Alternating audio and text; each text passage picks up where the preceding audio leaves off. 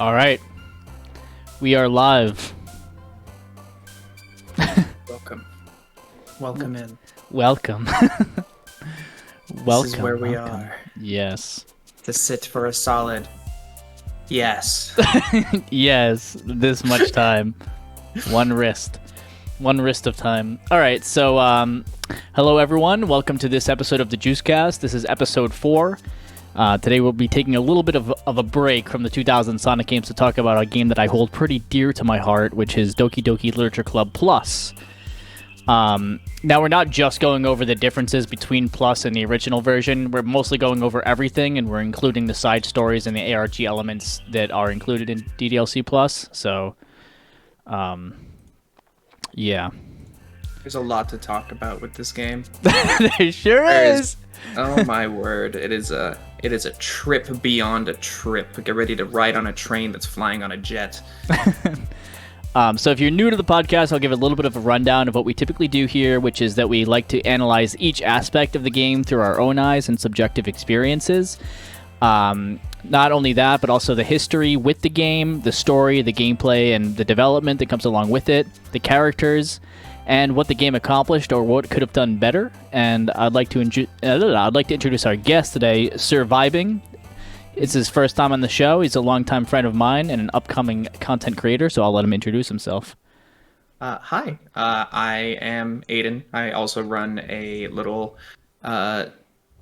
video production, as I'm starting to call it, called Surviving Studios, where my goal is to spread happiness in the best way that I can, and I figured that is by having people watch me play video games. So I'm here today with, again, longtime friend, Juice_Polydot, whatever he likes to be called on his streams. And God, it's been a while since the house, huh? It has. If anything, that was our last big adventure, but hasn't exactly stopped since then. It's just slowed down, but we're still keeping it tight. We're keeping it tight. Hell yeah. So, what was that? Episode 4, huh? Yeah, we did Sonic Adventure, Sonic Adventure 2, Sonic Heroes, DDLC Plus, and then next month is Shadow the Hedgehog. Of course. Yes. Popular topic. Yes. The best Sonic game. And then after that, Sonic 06, so yeah. Oh, good. So one last thing before we really get going is that we do have a playlist of all the podcasts that we're talking about on YouTube, and that's youtube.com/juice_polydot, so be sure to check them out there later. Other than that, we have an awesome and welcoming Discord community filled with people looking to discuss their favorite games or just play whatever with each other and have fun. So if you want to join, then you're welcome to. We have a DDLC role for other people who are interested in that game, and that is discord.gg/thejuicebox. Or if you're on Twitch, you can just look in the description. Same with YouTube. But for those on Spotify, yeah, you'll have to go to your web browser. But yeah, so I'm going to start off the podcast by reading a letter given to us by Dan Salvato for doing the good ending. It is the good ending of this game. Which I feel like is pretty important to start this off. So do you want to read it or should I? Hey, lead the charge, man. Sure. This means a lot to you. Sure. So, to the special player who achieved this special ending. For years, I have been enamored by the ability of visual novels and games in general to tell stories in ways not possible using traditional media. Doki Doki Literature Club is my love letter to that. Games are an interactive art. Some let you explore new worlds, some challenge your mind in broad new ways, some make you feel like a hero or a friend even when life is hard on you. Some games are just plain fun, and that's okay too. Everyone likes different kinds of games. People who enjoy dating sims may have a heightened empathy for fictional characters, or they might be experiencing feelings that life has not been kind enough to offer them. If they're enjoying themselves, then that's all that matters. That goes for shooting games, casual games, sandbox games, anything. Preferences are preferences, and our differences are the reason we have a thriving video game industry. My own favorite games have always been the ones that challenge the status quo. Even if not a masterpiece, any game that attempts something wildly different may earn a special place in my heart. Anything that further pushes the limitless bounds of interactive media. I extend my true gratitude to all to all those who have taken the time to achieve full completion. I hope you enjoyed playing it as much as I enjoyed making it. Thank you for being a part of my literature club. Love, Dan Salvato. The true Monika. Yes, the true Monika. That's where Monika gets her personality from. Real quick, I'm going to fix the music on here because Discord keeps like shutting it off. So I'm going to go into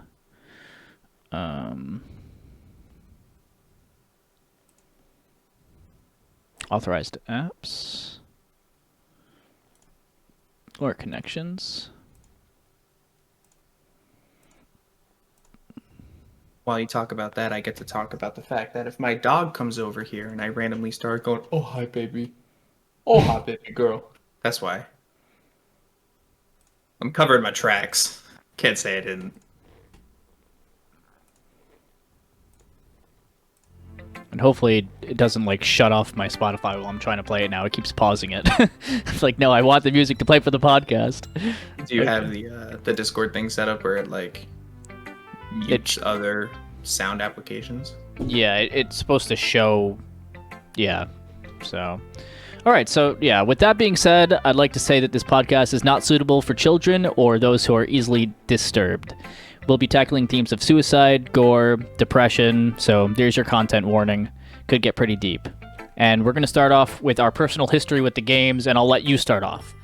So, Okay. like, how did you, like, hear about this game? When did you play it? Man, who didn't hear about this game? Yeah, that's the beginning bit. I agree. This game came out in, 2017? Yes. And even before that time, it's on topic, so we can somewhat talk about it. But Five Nights at Freddy's. Five Nights at Freddy's was actually a huge game that was still having its whole own story and horror, psychological horror, and ARGs and a whole bunch of stuff. A lot of content that this game was going to eventually show and produce. So when this game was announced and every YouTuber on the planet was like, "Oh my god, 4 cute anime girls, yeah, psychological horror, what?" And like, of course, everyone hears about it. You have Markiplier, PewDiePie, everyone's playing. Yeah. It. So of course, everything gets spoiled for me. Almost everything. Not like everything to the point where I couldn't pick up the game and play it again, but I knew enough, right? That everything's not as it seems. I'm pretty sure you would have very similar experience. Yeah. It'd be hard to say that you didn't. This game blew up across the world, to be honest. But to come back and play it, 4 years later, right? Like actually sit down and have my own opinions, everything, really embrace the writing behind it. It's kind of in another world. I'm a literature buff. I like my reading. I love my reading. So when I played this, we'll get into that. But whoo, yeah, I was excited. So for me, it was kind of the same deal. Like I saw Game Theory's videos on it, like before I saw the GT Live, and I saw Etika's playthrough and the Game Grumps playthrough of this game when it came out, and I loved them so much. The Game Grumps playthrough of this game is hilarious. Aaron Hansen and Dan Avidan are going to go down in history for this being some of the funniest people to embrace horror ever, even though, of course, Dan hates horror. Dan, like, despises it, but it's still the funniest thing in the planet. So it's like, it was a free game, and it has these 4 cute anime girls on it, and it's labeled as a psychological horror, so obviously it was destined to blow up. The creator behind it, Dan Salvato, had a huge part of the Smash scene before, too. So, but anyway, I completely fell in love with the idea of the game, and while I wish I could have gone into it blind, because I feel like that's a completely different experience that I'll never get to experience, and it sucks that I won't, but it is what it is. But anyway, I tried playing through the game a couple of times and having like subscribers or other people just voice the characters on Twitch, and it didn't really fully come into fruition until really recently with the release of DDLC Plus, where he had some subscribers voice the characters and whatnot. And that actually is going to be a full video that's coming out on YouTube as well, so make sure you check that one out. But anyway, it was a lot of fun, and it's still a very different experience when you're playing through it yourself, just because there's so many small things that only happen in individual playthroughs. You have your own connections to the characters, you know, that are separate from the other person streaming, and yeah. I love to make my dad jokes. Yeah, you can make whatever joke. There's no filters here. So. Oh, fantastic. In that video, I voiced my dad. Don't worry, we'll let people sit on that one. Yeah, I'm actually pretty excited for that. I think that is actually one incredible way for a fun community project. Just being like, hey, who wants to... Are you sure you want to be Monika? Are you sure you want to be Monika? Yeah, for Here, real. say these lines. Colon 127. How'd you voice that one? Yeah, there's a lot of stuff it's kind of difficult to voice, honestly. But yeah, so other than that, I really enjoyed my recent playthrough of the game, as those who were here for the Twitch stream can probably tell you. So there's not much else to say on our personal history from the game, other than me trying to get people to play the game and them passing it off as like a meme and not wanting to play it, which kind of sucks. But I'm sure we'll get into that when we get into reception and stuff. Yeah, I absolutely had a friend call me out on a live stream of like 300 people.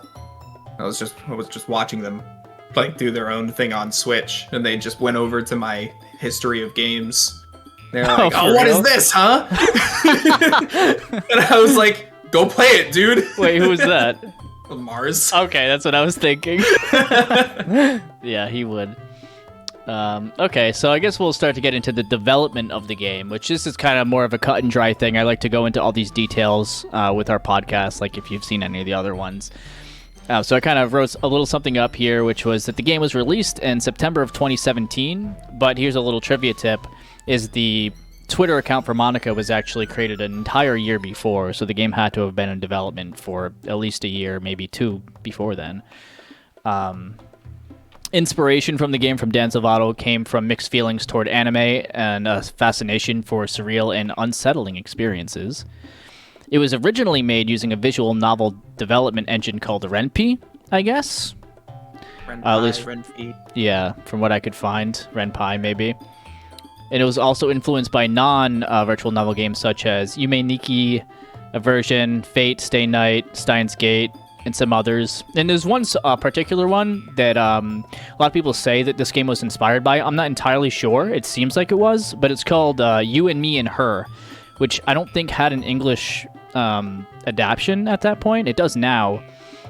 But it's another like psychological horror, fourth wall breaking visual novel where you pick a girl and you kind of have to go with that. But then if you start a new game and you go the other route, the other girl actually knows and like murders that girl's cat and her, and then like looks at you with a knife, and like I don't even know what happens after that. But yeah. So I feel like neither does the main character. Yeah. He's dead. Yeah, so she's like looking like directly at you, and she's like, "You did this," and blah blah blah. But yeah, a lot of people say that this game was inspired by that one as well, and I can see it. I actually kind of want to get to it. That's another one I wish I didn't go into blind. Other than that, I'll get into some quick version differences between this and Plus, and a few terminology things so you know what we're talking about when we talk about them. So in DDLC Plus, because they ported the game to consoles, which is what we played it on Switch, it's also out on PS4, PS5, but it is PC as well. It has a built-in operating system when you boot it up, and that's what allows you to access like the new side stories, all the collectibles and whatnot, but also the files in the ARG elements of the game. So typically you would have to actually open the file location on your computer and delete Monika's character file like that, or you would keep the file explorer open, and you would see different things pop up as you played through. Like there was one time, like after Sayori hangs herself at the end of Act 1, Spoiler. Yeah, okay. There are obvious spoilers for this podcast, just in case you didn't know. We're going into everything with this game. Yeah, so we gave the content warning, and here's the spoiler warning. Okay. What would you do without me? Yeah, for real. So there's actually a little like image file that comes up after where it's like happy thoughts, and you click on it, and it's like a crudely drawn picture of Sayori hanging herself or something like that. And all sorts of that stuff happens throughout your playthrough on the original. In this one, you can still access all of that stuff, but you have to boot back out to the operating system, so it's not as seamless. But it's kind of what they had to do. So DDLC Plus does not use the actual game files at all, like the original does. I believe it's implied it was for the console releases, and even with the DDLC Plus release, they still had on the PC that OS that would open up. So it was nice to have everyone playing the same thing. Right. Because how are you going to do that on a console? You can't go into the game files like that. Exactly. But it made for a lot more of the ARG elements as well that we're going to be getting into. Yeah. A lot of incredible things, just to be honest. Yeah. So other than that, there's some new music tracks that we'll have them playing on Spotify and stuff. There's a few that we'll go over like our favorite tracks and stuff later. Lastly, this game actually isn't ported; it's completely recreated in Unity. So that's another thing. And also now it's in 1920 by 1080 as opposed to 720, those are the version differences. Other than like very tiny things, like some of the horror elements, like sometimes not like Natsuki's eyes when they black out, they'll black out at a different time in the original version than they do.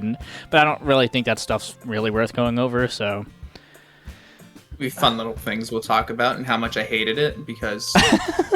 Yeah, you could say a version difference between me watching the game and me playing the game is that I hated it even more. Oh my god, I'm the biggest horror baby. I am such a horror baby. I am a 6'1" like buff man that would see oh my god. Put me in front of Five Nights at Freddy's and I'm gonna fight Juice in a parking lot. Yeah, I'm actually really bad with horror as well. Even though I knew exactly what was happening, you can ask DZ in chat right here. I was jumping and screaming out of my seat with some of the Yuri jump scares, even though I knew they were going to happen. Like the one where it's like her face, it's all glitched out in the second act, and it's like, who cares about that obnoxious little brat?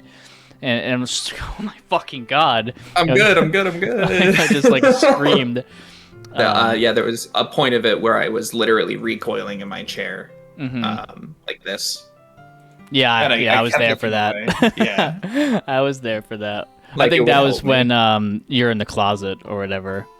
And like her eyes are like human eyes and it's all dark and stuff. No, it was when I had to choose between Natsuki and Yuri for the argument. And how it kept on like speeding up the music and getting faster and getting and I was just like, Yep. And then it's just Monika. I love that part too. Oh, sorry. Yuri best girl, DZC. Aiden agrees with you. I do agree wholeheartedly. We'll get into that though. We'll get into that. Well, we have one category to tackle before we get into characters, and that is subverting expectations. So I'm going to let you start off with this one, actually. What do you think, like, as a visual novel, how do you think this game did when it comes to subverting expectations for dating sims and visual novels as a whole for people? So there's a couple ways to go into this game, right? There is definitely... To give people the benefit of the doubt, there is a way to go into this game blind. There is a way to go into this game, not read the back of the box where it says psychological horror, and just start playing the game and being like, wow, this is actually just a dating sim, right? This is literally me and four at the end of their high school journey, I guess, girls. At the end of their high school journey, but conveniently 18-year-old girls. Yes, conveniently 18. And this is really weird until the end of Act 1, where the bad happens. So, to really curve someone's expectations of how the normal, traditional dating sim goes, where, sure, there's a climax, there's build-up, there's de-escalation after the climax, but this game has a very, very, very good habit of not even trying to let you know when the climax of the story is. It doesn't give you a chance. It just keeps throwing stuff at you. It definitely throws a few Rhode Island potholes in the road, right? Where where you just don't know where they're coming up. It's just and that's of course probably the first one that occurs is with Sayori. Yeah. And that's a huge start to the whole bit of throwing all the expectations of what you want this dating sim to be, or what you're even gonna believe that it is. Yeah. Considering how much it's gonna change. For the rest of it, making sure that there is a beyond. It doesn't end at the end of the act. It ends if you put effort into it. Right. I think that's part of doing a lot for the game's expectations, of trying to be something different, of trying to be something unique, trying to send a message, because that's ultimately Dan Salvato's goal with the entire game. He's trying to tackle a much deeper subject than MC falls in love with girl 1. Yeah. Like, I don't know. I do you see like some of the similarities I'm kind of going towards, or? Yeah, no, I completely agree. But I would say even for those people who did know that it is a psychological horror and they're going into it blind, even knowing the genre, it kind of, you don't know when any of that stuff's going to happen. You know what I mean? Because it's so normal for so long. The longest part of the game is Act 1, to the point where it's like, oh. And then you don't exactly know how it's a horror game even still after that, but then you figure out, oh, the game is trying to correct itself, and then you're like, okay, who the fuck is behind this, and blah blah blah, because at a point it doesn't even seem like Monika is, because she can't control everything about the game. Like there's a point where she's trying to talk to you and tell you about stuff, and then the game like goes to the next day and she's like, shit, I couldn't talk to you. Yeah, stuff like that. So I think like, that's, oh no.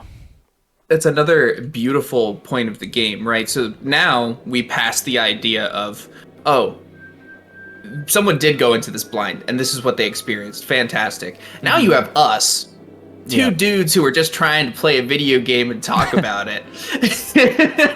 And we're going into this game, and we know what's going to happen. We kind of know when it's going to happen. And even then, we were still on the edge of our seats, if not halfway out the door. Right. That was another beautiful point of this game, where the direction, the writing, and the pacing were able to, no matter what, keep you engaged with the characters, the situation, and what was happening. There was a lot more to it. So yeah, it was absolutely changing the expectations of what the game was supposed to be, if that was the idea you're going towards. Yeah. And not only is it subverting expectations as a dating sim and a visual, well, but also like as a game in general. I'm sure games have done it before, where you have to go into the files and change things on the PC in order, ARG Elements, but it's still a really cool thing that a lot of people hadn't experienced up until that point. They're like, oh wait, I actually have to keep the file explorer open for this game and see what's going to happen and actually use them and delete files to beat the game. Oh, so by the way, I never said it. So the end of Act 1 is, or like Act 1 is the original, like first, up until the Monday. It's right when Sayori hangs herself. So for those following along in the podcast, Act 2 is everything up until Monika, just Monika. Act 3 is just Monika, and Act 4 is the reset, where Monika isn't there. So there are 4 acts to the game. So if we mention any of those specifically, now you know what we're talking about, if you didn't already. Spoilers. Yes, spoilers. Once again. Whoever's listening to this podcast and hasn't played the entire game, go play DDLC. Oh my god. Yeah, if you haven't played through the game, I highly recommend at this point just support the developers and get DDLC Plus, whether it's on the PC. I know sometimes it goes on sale, or you get the console version. But if you can't afford it and you know the side stories aren't that important to you, which we'll get into later because they're fucking awesome, just get the original because it's free on Steam. You have no excuse not to at that point, right? Your computer can run it. It's a visual novel. Like, it's not doing anything crazy. So definitely do that. It's definitely just like reading a book, but the book is trying to talk to you. Yeah. Just like any good book, honestly. Any good book is trying to talk to you. So if you're a fan of literature, just play the game. It's incredible. Yep. So other than that, I guess we'll start to get into characters. Yes. And we'll go into our favorite characters now, I guess, just because I think that's a fun topic. I already know yours is Yuri. Are you sure about that? That's what you told me. Sure, That's what we already went over. So why don't you talk about right. why? Why don't you talk about why? No, you know what? I really want to hear your argument. I really want to hear your argument on your character first. For Monika? Please, for Monika. Okay. Well, first of all, I like villains. So, like, Sephiroth's one of my favorite characters. He does some pretty fucked up shit in his game. But also, on top of that, I feel like Monika's, like, mostly forgivable. So, we'll get into the side stories later, because that's when she doesn't know about our elevated access. Right. But I see. I don't even, because I like all four girls, but Monika is just so like interesting to me that it kind of puts her a level above. First of all, the fact that she's the only character in the game who. Sorry. Hold on. Sorry. Hang on. There we go. Just Beautiful. gonna put my girl up there. Continue, please. Beautiful. Yes, please. So the fact that she's the only girl in the game who actually knows that it's a game and knows what's going on, I think is pretty cool. The fact that she's trying to talk to you, the player. Also, I can relate to her on many levels, as I am someone who really likes to start group projects, share my interests with other people so that they have a safe space to communicate and share their love of their work with other people. Like, I've always been someone who likes to do that kind of stuff. Like, I mean, with Team Bombstar, we tried to do it, like, however long ago that was. I didn't even know if you were going to bring it up. I'm so happy you did. Yeah, so there's stuff like that, but it's just, like, stuff like that throughout my entire life, where it's, like, I'm very other people motivated. I'm kind of a perfectionist to the point where I have a very, very hard time starting stuff if I'm not dedicating my time to doing it with someone else. I like being in the position of a leader because I feel like that's where I'm strongest, and I like trying to reach out to other people to, I don't know, I just like having my space. I don't know, so I relate to her heavily on that end. But I like all the characters a lot. But you like having your box. You like having your support circle that you kind of create for yourself. Yeah, and I like taking all of that and being able to throw it out into the world, and I feel like it's strongest doing that when you have, you know, a group of people. So on top of that, I really like her because of the fact that it's kind of understandable where she's coming from.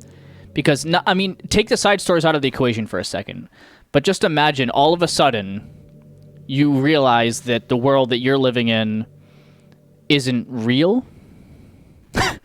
And all of the relationships and the conversations that you've had with your friends up until this point are meaningless depending on the person. I don't know. I feel like that's such a reality shock that anyone's going to go insane. Like in our world, if all of a sudden we were like, oh, this is a virtual, this is a Matrix.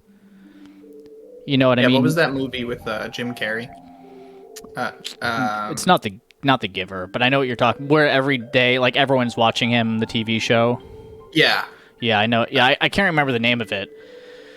But yeah, I would assume that she would do anything in her power to try to escape. And she even feels bad about the things that she does to the other characters later and tries to rectify it. But you are her only escape from this world. You are her only connection to everything else. Because she's from a different virtual machine, which I guess we'll get in. It's so hard not to get into the other stuff when we're going over it. Baseline. Baseline. But yeah, that's why she's my favorite character. And then she, you know, I don't know, she's just very understandable and forgivable, and yeah, I don't know. Yeah, that makes sense. Yeah. So you can go off about Yuri now. All right. Well, funny, best girl, right? Listen to this one. Colored hair pro tags already on the charts. Fantastic. That's A+ already, right? Nice Got the look. That's a good start.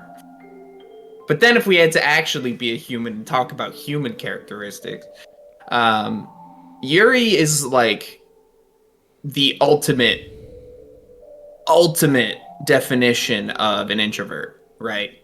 They are Yep.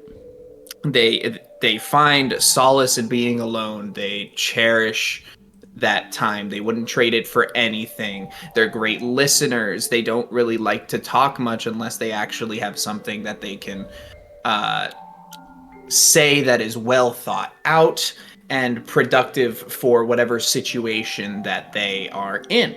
Yeah. They are very craftsy when they have to do anything for a project type deal. Does this relate to me? Yep. Just. If you ever know me in real life, honestly, I'm quite extroverted. I am very good at talking to people when I have to.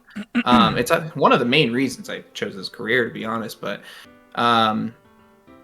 when it's trying to relate to Yuri, then the one thing I actually never really tell people is that I'm an introverted extrovert.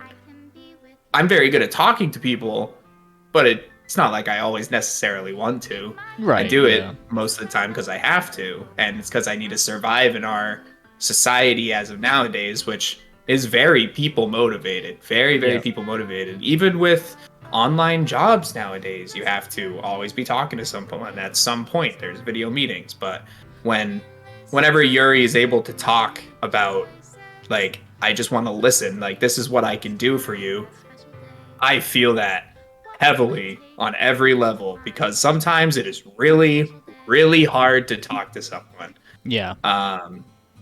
As for everything else, Yuri actually goes a lot on being very immersed in, what's the word?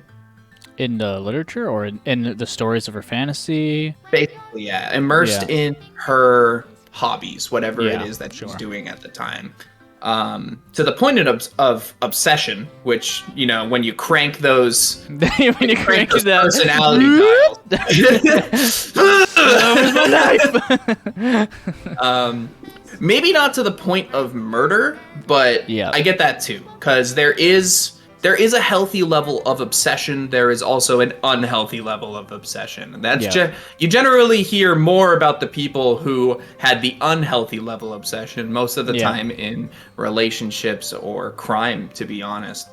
But there is the healthy level, and there's people like me and you who are constantly just trying to make content like this and just make people happy. And we're borderline obsessed about that. I wake up at 5 a.m. every day to stream at 8, right? You're consistent on every single thing you do, and somebody could call that but somebody could call that obsession, right? Yeah. And that also goes into the point of immersion, where, oh man, do you remember when DMC 5 came out and I was at your house? Do you remember me sitting on your couch every day for like a week straight? You did that with a couple of things. Right. You did not only that, but with KH3 as well. Yeah, that was around the same time, actually. Yeah. If I find complete joy and love in something, I will make sure that I drain every single drop from it to completely understand it, completely come to terms with what I'm feeling with it, be able to talk about it. And it is just some of the best feelings in the world, and being to disassociate, basically. It's just not be in this world.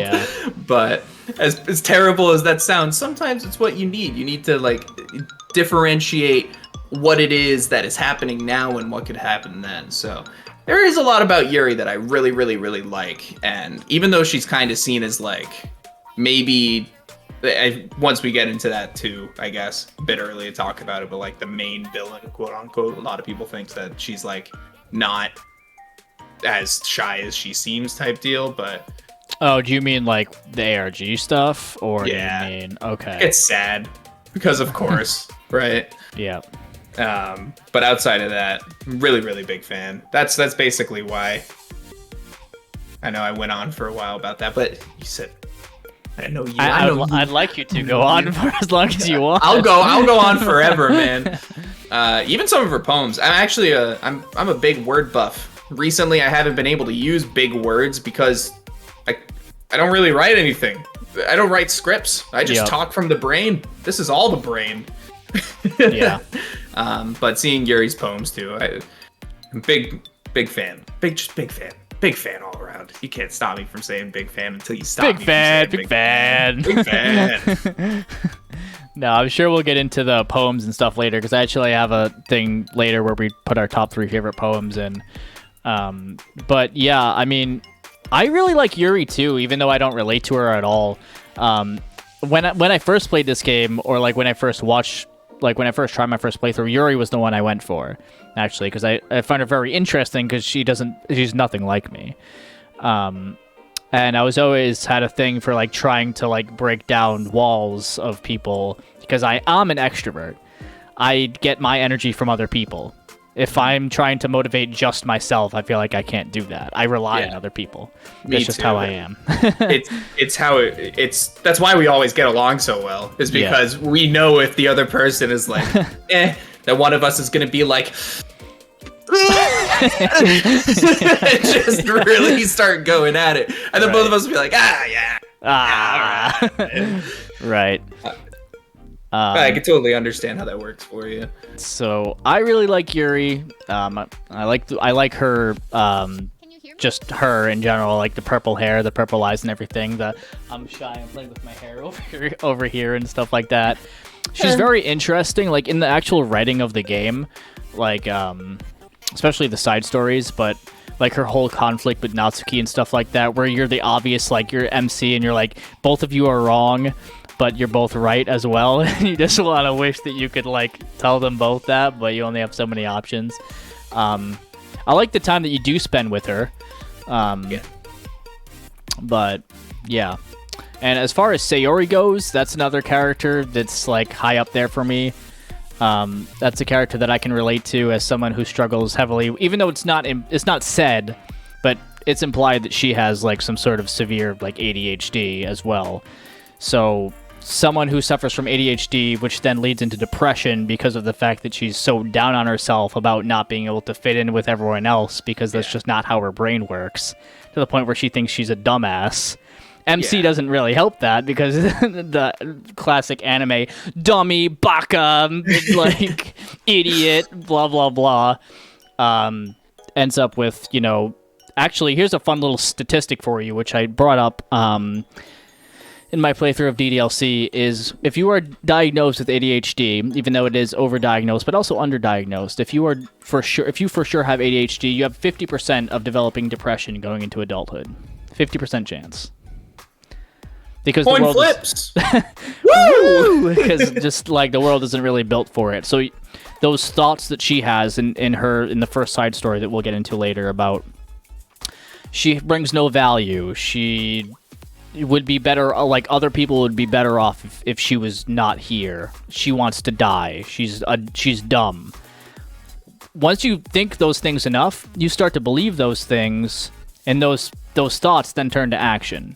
Which is why people who commit suicide, it's very often for them to legitimately think that it would be a better place if people didn't have to worry about them. Right. That's like coming from my own experiences with depression and ADHD. Those are real thoughts and feelings that people have. So I relate heavily to that character.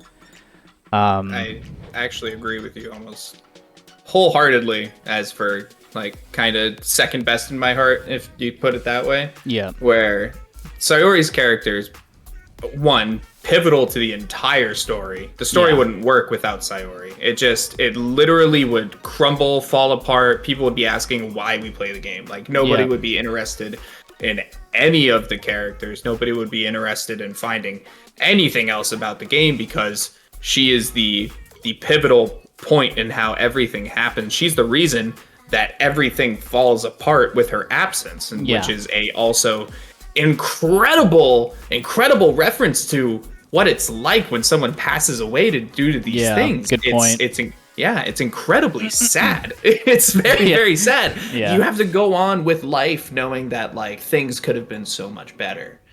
And it's an incredible message that's tried to be sent from Dan Silvano. Yeah. Back to your point on ADHD depression, the it sounds terrible to say, but as part of that statistic, did you know that generally a lot of people like with ADHD depression have like stupidly high IQs? Like are just it's just that our brains aren't built the same way. Like people with ADHD, you can describe it as someone with the element of wind in their brain. Right. A hurricane is going to take them to a million different places, but they're not going to be able to focus on one thing. They're going to, like, I'll be reading something, I'll be talking to someone, and I will drift off after 5 seconds of talking to something, no matter how interested or how much I love that person or I'm interested in what they're saying and talking to. Can't do it. I can be in a grocery store and be overstimulated because there's just too much shit going on at once, and someone tries to talk to me, and I'm like, sorry, I cannot even comprehend what you're trying to say right now. We're going to have to go somewhere else and talk about this later. But it doesn't mean you're dumb. I took an IQ test. I have a very high IQ. I will do shit in school. I can't do it. Same here. It's just like, it doesn't measure everything. Like, there's so many different kinds of intelligences that you can't just go off of IQ. Yeah, but that's the thing too. It's that's a statistic, right? That's another statistic. What it's leading into is the fact that pretty much most people with depression and ADHD have the biggest, if not, you are guaranteed to overthink. Yeah. You are guaranteed to overthink, which is the prime suspect of if you could get rid of one thing, how would this affect everything positively? It's overthought. It's just obviously not thinking about that one thing over and over and over again, because the term fake it till you make it is true. That is a Thanks, true Monika. thing. Yep. You can fake it till you make it. That is how a lot of people succeed in life, is they go, I can do this. I have been doing this. They start to do it, right? Maybe it doesn't happen the first week. Maybe it doesn't happen the second week, but eventually, right, it starts happening. I'm going to go to the gym 5 times a week. Oh man, I haven't really been doing it. Might as well start. I start going to the gym 5 times a week, and eventually you start doing it. But it's the same exact thing that happens with depression. It's the same exact thing that happens with Sayori, because right at the tail end of this game, if you read all the side stories, you start to realize that like you're at the tail end of her fake it till she made it, and Monika kind of became the pushing edge. But the it's true. It's a tough thing to understand. Yeah. But it's a prime crux to all that is just evil in our minds.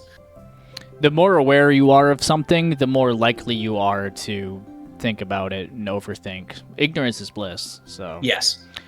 But other than that, when it comes to Sayori, now that we've gotten all the dark stuff, or most of the dark stuff out of the way with her, she's also just a cutie. She's just, there you go. She's also just, I love all of her over the top, like her crazy poses.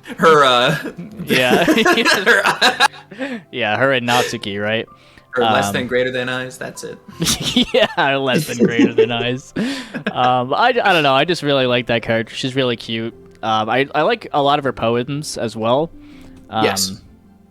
And she reminds me a lot of like some of my friends in high school too. I was friends with mostly girls in high school or in like middle school and stuff like that, which is what a lot of this like game kind of like comes back to me. Where I'm like, I wish I could have had more insight and helped people in those ways, but I guess we'll get more into that later. Speaking of, I do remember when outside the school one day there was an expanse of space and nothingness. That was crazy, actually. I do remember that day. And they said there was it you in the room with the one girl? And she said she was like madly in love with you, wanted to delete her character file and something. Wait, when was this? Yeah, that back in high school. It was so weird. You're just talking. You're just saying words. Like I thought you were trying to say something that I was like going back in my memory. Like, what is he talking? Yeah, being in the expansive. Is he like just giving me more words? Are these descriptor words? Like, is he being very poetic, or is he just fucking with me? I'm not sure. I'll take answer B. I was fucking with you. It was an incredible fuck because it worked. Yes. But go. What was I? Okay, so yeah. Other than that, I guess we'll get into Natsuki now. Natsuki's another character that I really like. I don't know. I really enjoy Natsuki. I like all of her poems. I might like her poems the most, to be honest. She was definitely as equally as intellectual as everyone else, and she plays that weird part of don't judge a book by its cover, and I believe that she even says it like flat out early. Yeah, on she in her does. stories. She does. And she fulfills her role to the T, right? Because you want to call her cute because she looks cute, and she hates being called cute because she knows she's cute, but she doesn't want people to assume what she is, and she's trying to be a bad bitch. Like she has she has like a defense mechanism. It's just like an outer shell too because of her trauma. So, absolutely. Yeah. Go ahead. Oh, she I don't think she's I think she's my least favorite out of all of them, even though I like a lot of it's like very close between all of them. I would actually say that Monika's probably my third favorite for how she acts and kind of tries to deal with things in the side stories. It made me appreciate her character a lot more. Yeah. But even for Natsuki, being able to see how she was able to be more mature than everyone else by far. It took her a while to deal with it. But when it came down to it, she was able to be very much like, nope, gotta do it. Yep. Gonna try.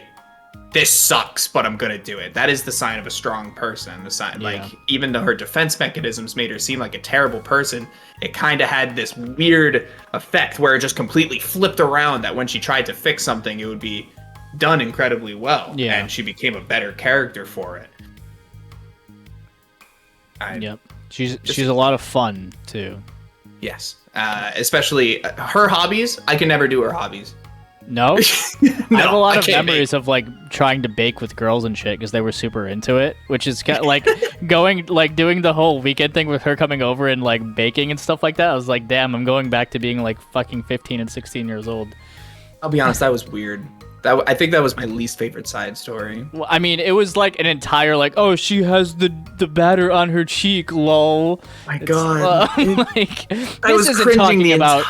this isn't talking about sex. This is clearly not, right? No, it's clearly just talking about baking. Yeah, just baking. I'll get rid of this now. I think. Oh no, go back. Okay. I think you should keep it. I think it's beautiful. It's flashing now. I know. It's me. I'm making the flash. Oh, okay. But other than that, I guess when it comes to Natsuki, I really like in Act 2 where she gives you the poem where it's just like a letter, just like, please, like, help Yuri, get her help. I'm good friends with her, but I don't know what's going on. I think Monika's like listening to anyone. Don't tell her I told you this, blah, blah, blah. Regardless of anything that you've gone through with her before. I really like that. And I also like that when you actually get to know Natsuki, she lowers those walls and defense mechanisms and opens up to you a bit. And she just wants to be respected. That's all. Yep. So, and when you give her the respect that she deserves, she's a really good person, but it just takes a little bit. Any sort of trauma or like takes a lot of time to get through. Like these aren't things that you fix in a week. These are things that you fix over years and years and years, and sometimes never, based on what you went through. Yeah. So sometimes that trauma makes you a better person. Yeah. As terrible as it is. Well, it allows you to see those things in other people and then help them through it. Yes. You know, I've gone through my fair share of trauma, so have you, and we're here. We're alive, right. and we try to do great things for other people, and that's just it. Exactly. We're able to help people in our own special and unique way, and Natsuki's able to do that pretty well, as she does it a lot in her side stories and her part of the game. Yeah, and so does Sayori, and Monika, and Yuri. Yeah, they all help each other. Yeah, equals. They're all equals. Equals. The final side story. So okay, I guess let's go into the writing of the game and the story in general. One thing that I want, because it's fresh on my mind, that I just want to say, and then I was watching your playthrough of your game. By the way, go follow him on Twitch as well. He started a new Twitch, which is Surviving, which is SIUR, literally what's on his Twitter, because the I and the U were taken. So just it's Surviving. Just go follow him on Twitter, later or whatever. He had a really fun playthrough of the game. I don't know if he's gonna put it on YouTube later, but there was points in Act 1 where us knowing what Monika is, or like people who go back to get all the different girls and all the different endings and whatnot, there are things that she says in Act 1 that don't make sense when you play through it first. But the game is definitely replayable in the fact that you go back to those things and she's saying things like, not only like, don't forget to save your game and stuff like that, but I remember there being like other specific things that she was saying in your playthrough where I was like that's weird. Yeah, that's specific. That's a little strange, isn't it? And you heard me doing it in my playthrough too. I was geeking out at just the whole bunch of the Monika stuff, just constantly enjoying it back to back and getting freaked out. Yeah. And then even outside of that, realizing how Dan was building up the game. Yeah. Making it seem like everything was decent. Making it... You could get into it as a dating sim for what it was. And then it just obviously goes, like, flips itself on its head. Yes. But it's also building itself up as there are some things that are going wrong here, like what is happening with Sayori? Can we help her? We don't have the best options here. But I guess, what do you think about Act 1? As the game as a dating sim and how it builds up to the end of Act 1, what did you think about that? So let's split it into three little things. Let's put it in terms of writing, pacing, and then the direction of both of those. Sure. Because when it comes down to it, those three things create every single bit of the atmosphere that this game has. And that's honestly how you that's kind of also how you write. If you ever write a story, you have to write it first. You have to figure out how to pace everything between each other, and then you have to direct the story within all of that. Yeah. So I also do. I'm also a DM for D&D, so I have to not just write a story. I have to lead people through a story in improv. And some people would say that's even harder than writing a story because you have no idea what people are going to do. But aside from that, pacing, or let's start with writing, actually. Writing first. Yep. The writing is, I'm going to say it for every single act, but I'm going to start here right now. It is incredible. For what the game is and how it needed to start, it is incredible. It gave you this, let's say, nameless pro tag, because when it comes down to it, it's a nameless pro tag. MC. MC. The community says MC, so main character. Right.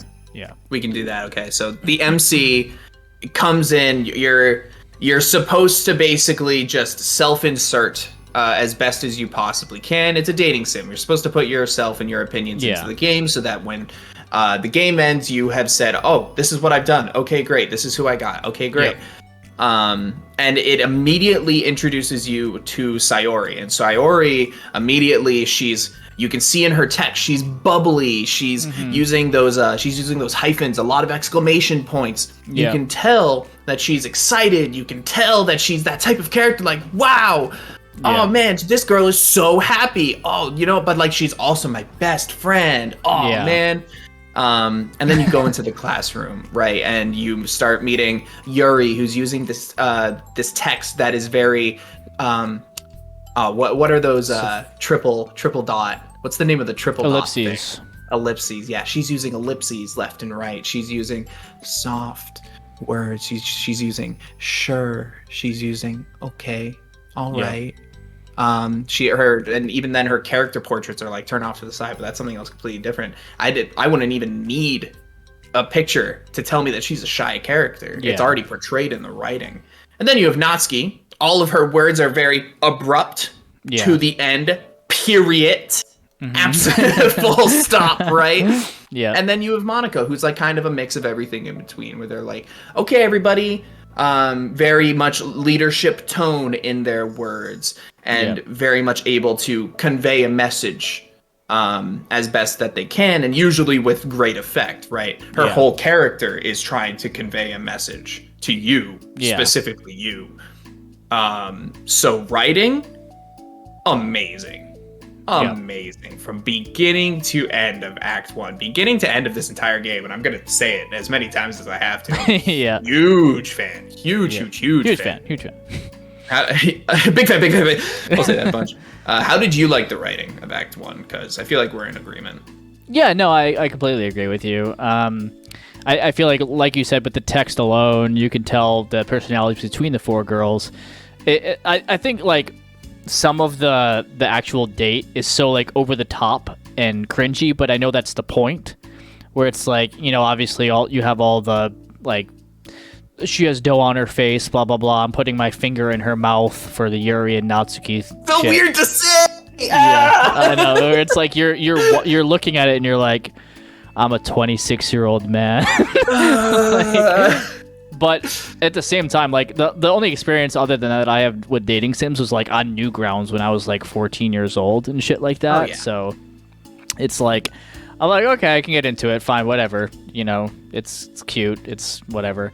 I think that their personalities suit them for their age of conveniently 18. Oh, me and my 4 conveniently 18-year-old girlfriends.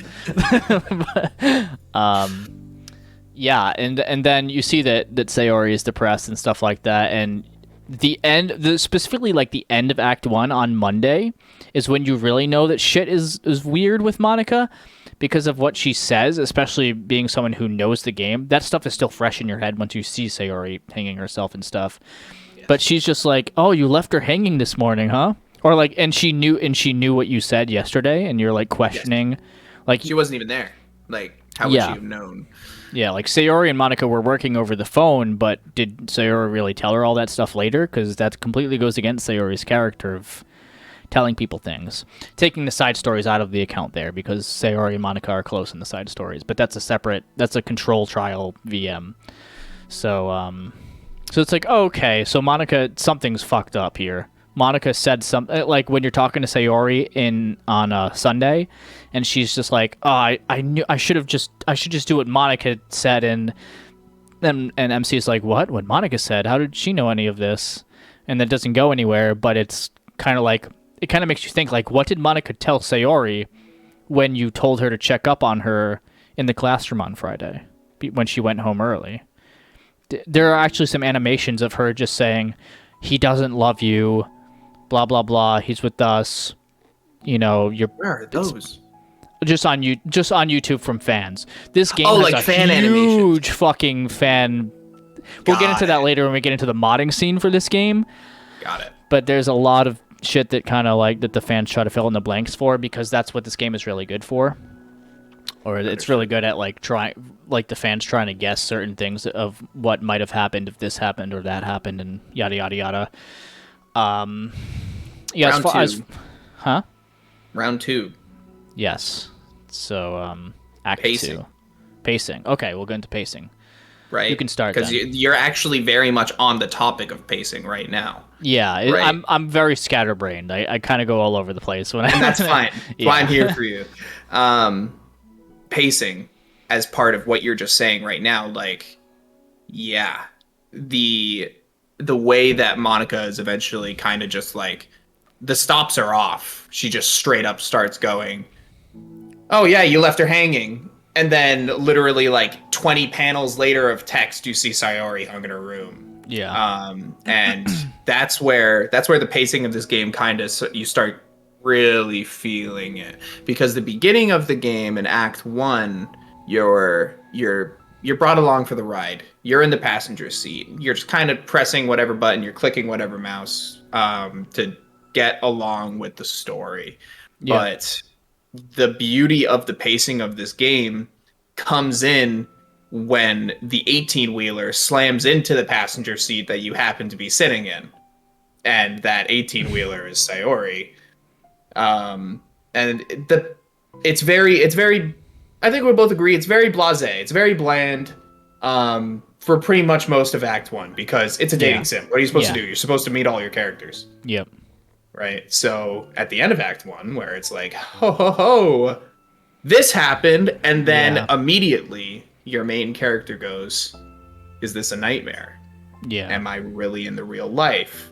Nothing's ever going to be the same. Never. Yeah. Never. Never. It's not like I can just save and reload this like it's a video game. Yeah.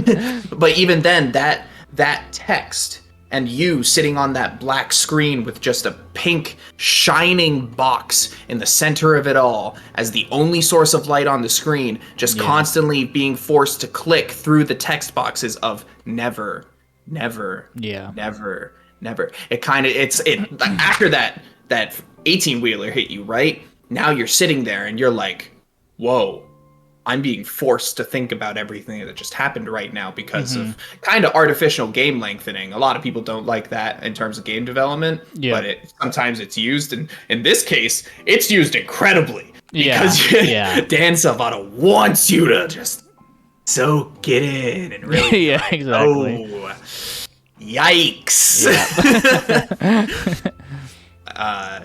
And that, I feel, is what leads into the prime direction of Act 1. You could end the game on Act 1.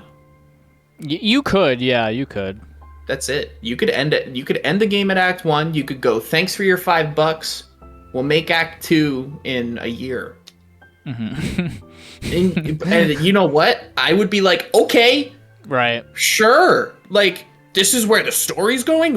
What? Right. And so, Act 1, A+. Triple S. Oh boy, what are we gonna say about Act 2 then? If you're giving Act 1 a triple S. I don't know, like double S. Oh, we'll talk about it. But for you, pacing and direction, Act 1. Yeah, I would say the direction is pretty incredible. The pacing as well. I don't think there's any real slow moments. Like, if you're expecting horror, that's. I got into this a little bit earlier, where I was like, even if you know it's a psychological horror, you're kind of waiting all through Act 1, and you're like, when does the horror start? When does it start? What's gonna happen? What kind of horror game is this? Where there's just nothing going on, and then it all fucking hits you, and then it's like, make it stop. Fuck, make it stop, in all of Act 2. So it really keeps driving the nail in at this point. So let's move on. Act 2, huh? Oh, speaking of Act 2, at the beginning of Act 2, outside of... Okay, so let's skip to the club room for a second at the beginning of Act 2. You know what line I really like from Yuri? Even though this is in Act 1 as well? It's the one about how... I really like books that can take a reader's lack of imagination and use it to turn an entire world on its head. And it happens in Act 1, but right there when it happens in Act 2, you're like, oh... Right, that's what you're talking about. So that actually goes into the point of kind of like the writing bit of my grading system. Yeah. So, oh my god, if it's one thing I realize Dan Salvato can do better than a lot of other writers in a psychological horror game, is satire, is irony, is just the collection of making you feel like an idiot. Yeah. And it's incredible. Having that feeling thrown at you at such an incredible level of detail is actually kind of inspiring. Like, holy crap, I wish I could make someone feel like that. Yeah. Respectfully, of course. I don't want to go up consensually. But he does it a lot. And if you go back and you read up on a lot on it, you'll be able to see that Yuri does do it a couple times. Monika does it more than most. But yeah, so that's just the first thing of this beautiful case of writing in Act 2. We skipped ahead a little bit, but we'll talk about in Act 2 how the game like immediately the game fucks itself up. Because the game is not used... The game script is, like, broken at this point. It's not as broken as it is in Act 3, but it tries to fix Sayori not being there. So the script starts, and it's like, oh, my friend, who we've been friends since we were childhoods, her name is... And then it appears, and it's like... Dun, dun, dun, dun, dun, dun, dun, dun, dun, dun, and then it like, restarts itself. And then... I've always walked to school alone. Yeah, I've always walked to school alone. Like, the MC doesn't really know what the fuck's going on. Not supposed to. Yeah. The MC was just a character created by Monika. What? No, I'm just kidding. Yeah, so it makes sense that your MC doesn't really say anything. Yeah, he can't really react to what's going on screen because the script is broken. Monika only... Yeah, so Monika created the MC in the lore of DDLC Plus in order to have... Because once she knows that she's in the game, she's doing everything in her power to escape it. So her only link to being able to do that is creating this MC, and that's how she's able to do that. But it's only until she can't, because she doesn't exactly know what she's doing with the game, that she goes slowly insane to the point where it's like, okay, I have to do all of this fucking shit and completely break the game just to talk to you. Because before then she's trying everything, but she doesn't know how to create a path to make for herself for you to pick her to talk to her and stuff like that. Yeah, and the goal is eventually removing the script. Yeah. Once the script is gone, she's able to say whatever she wants. Right. And that's yeah, she tries to talk to you before then, but can't in Act 2. So that's actually one of big fan of a combination of writing and direction right there, actually, is when she's giving you the tips for the day, for the end of day 2. And she goes, wait, who am I talking to? Can you hear me? Yeah. Please help. Yeah, please help. help And me. then the game boxes will come up, you being help me. And then there's it says okay, and you press A on okay because you have to, because she wants you to. Yeah. Oh man. It's fucked up. It's actually amazing. I think Monika needs more therapy than anyone in this game combined. Yes. I can wholeheartedly agree on that one. That's more obsessive than Yuri, almost to a point. Yeah. It's it's the obsession of the idea of freedom, which you could argue is a more pure form of obsession, but to the point of where you're basically murdering murdering? That's a word. Man, my brain hurts. Murdering? Yeah, murdering. Yeah. To the point where you're murdering people that have their own personalities and their own life. That it starts to be a little more questionable. But, because before then, especially with the side stories, that's what really fucks it up for me. It's because assuming everything in the side stories happened before the main game, even if some subtle things are different, and these characters know each other, Monika does what she can to help everyone. She literally goes fucking batshit crazy. Yes. Because she realizes everything that she's done is is fake, but at the same time, it's not. You lived there for however long. All these characters are as real as they are in this world. I still think that it's fucked up to do what she did, and so does she, which is why she feels remorse for it later. But when you're in a state of insanity like that, I guess I get it. Right. And even more so to that same point that she thinks that she doesn't have this idea of free thought because of the situation that she's in, but then she realizes that she deleted the script and she still chose to do things. She still had the power to do things, the power to choose, then power to change. And eventually, when other people got the role, like Sayori, they chose to do just as maniacal things with it at the beginning because they were like, oh, this is what has been happening to me the whole time. So I'm just going to do this now. And it created this whole discourse where Monika comes back and is like, all right, maybe I made a mistake, but I'm still going to choose. And it kind of revives her humanity at the end of the game at that point. She feels trapped because she feels like no one else has the freedom of choice. Yes. Is the whole thing. Is she's the only one other than the player who has any choice. And so she feels like all of her friends are unfortunately at a level below her because they don't know what's going on. They don't know that they're in a game. They don't, stuff like that. But they're just as real to that world. Yes. Yeah.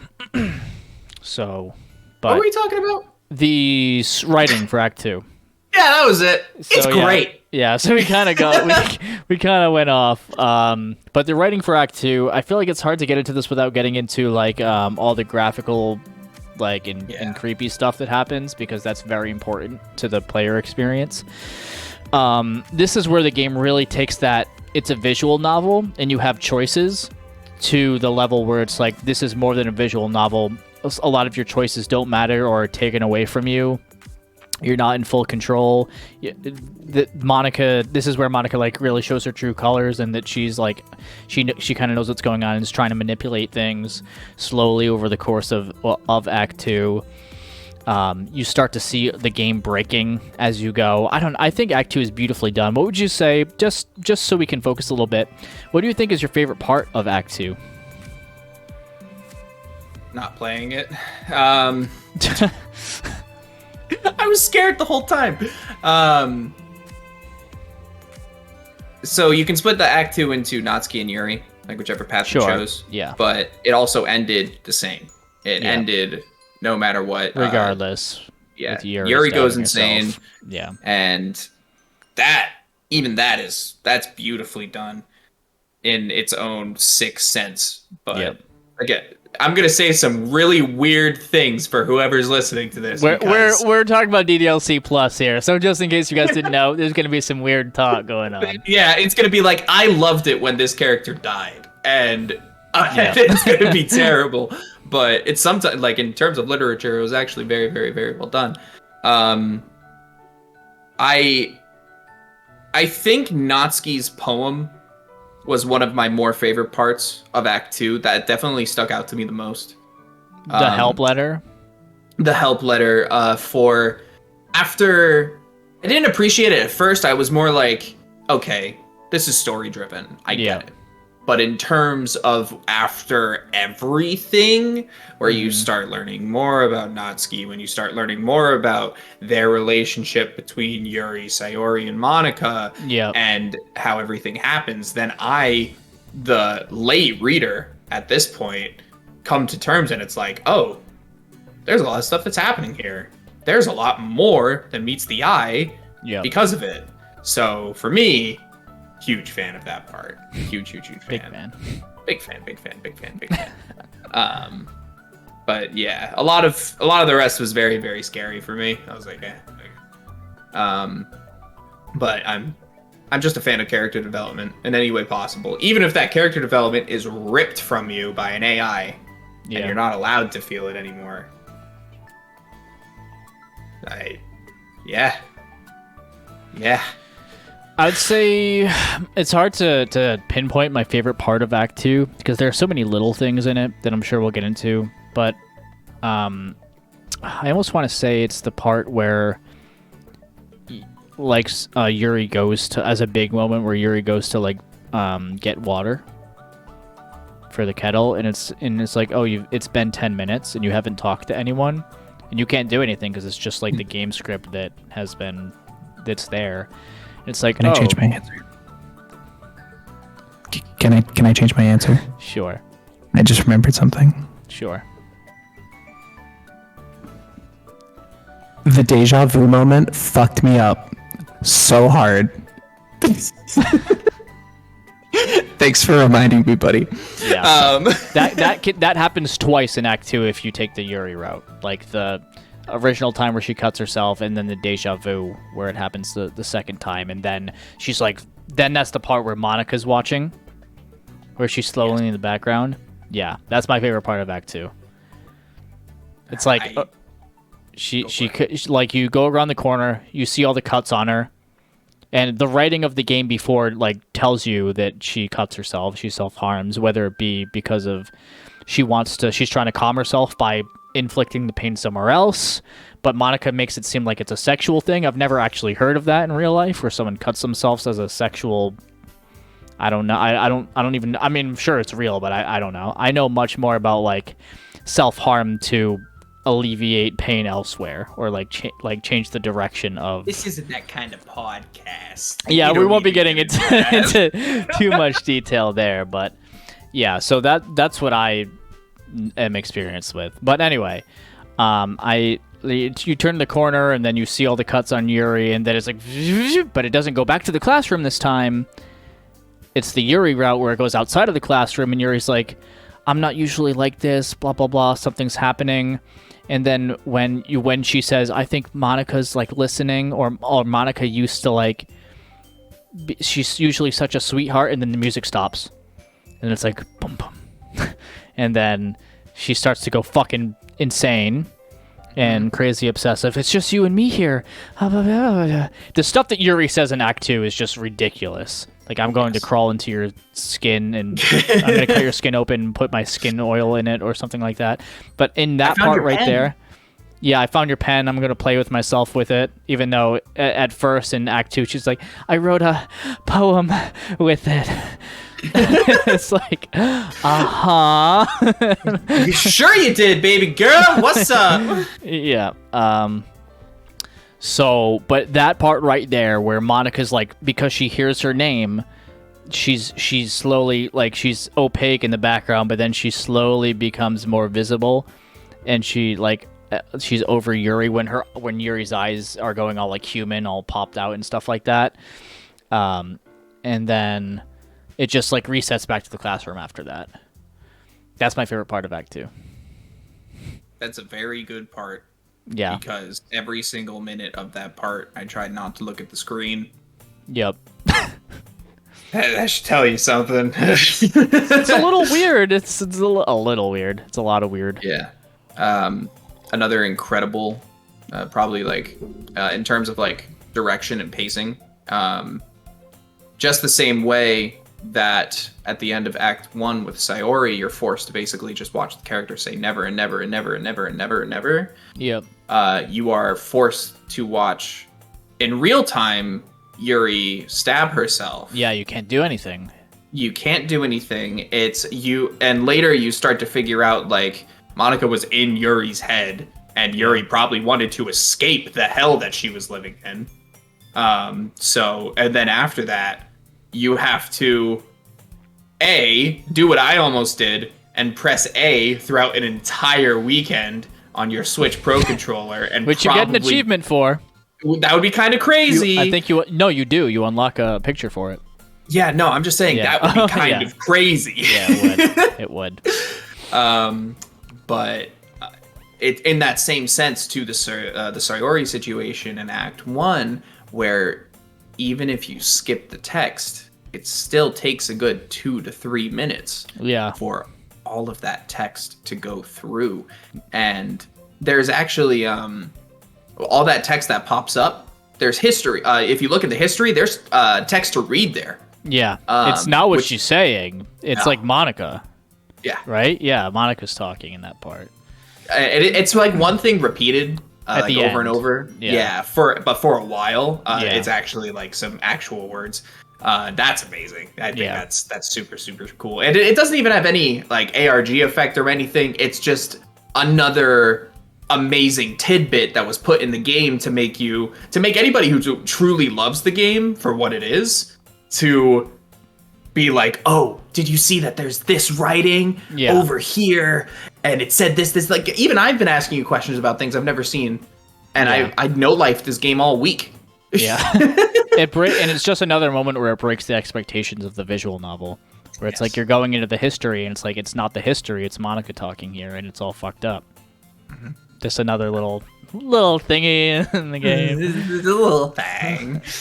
At the end of the day of the festival, day 4 of Act 2, when Natsuki walks in and that character picture, that one hit pretty hard. Yeah. It's really like disturbing. Graphic. Yeah, it's very graphic. Like you don't expect to see like vomit in a game, really. So, or ever. Mm-hmm. So pacing, pretty decent. I'm a pretty big fan. Big fan. Yeah. As good as Act 1? I don't think it was supposed to be, because I think the pacing was kind of supposed to be all over the place. Yeah, I don't. Yeah, I think it's more so supposed to like you're supposed to be on the edge of your seat the whole time. Yes. in Act 2, you know what I mean? And you're supposed to look back on everything that's already happened, with Sayori missing now and Monika messing with their heads. I don't think pacing is like a big part of that part. It's more so just like bop, bop, bop, bop, bop, like all these crazy shit, and you're just supposed to have your mind blown, you know? Yeah. You're supposed to be almost thrown between these like main point transitions that are part of that story, where it's the first thing, it's like deleting Sayori right at the beginning of the act, and you're like, okay, this is the game we're playing now. And even before that, you're seeing that Sayori's deleted off of the character screen. And that's just subverting another expectation straight out the window. Like, okay. Oh, can we talk about the poster in Act 2? Where it has a chance to show up? You know, that has a 1% chance. That one does? I looked it up. It's a 1% chance. Okay, it happened to me too. I don't know. Is it in plus or the original? Hang on. For science. Yeah. Why don't you look it up for science? Because there's a lot of like things that are 1% chance, but there are also a lot of things that are 50% chance and like 25%. So. Like the special poems all have like a chance to show up. Did you ever get, because you streamed through OBS, right? Yeah. You streamed the game through OBS. Did you get the Monika jump scare? Which one? There's only a special one. poem? No, there's a Monika jump scare in Act 3 that... Oh, no. I didn't go that far because I've already seen it all before. Yeah, I'm also on the Switch, so... But I already knew about it, so... But yeah, if you're streaming on OBS, then she'll actually say, oh, hi, everyone, in Act 3. Or you'll get the jump scare where she's like, I'm not going to scare you, and then she goes closer to the camera.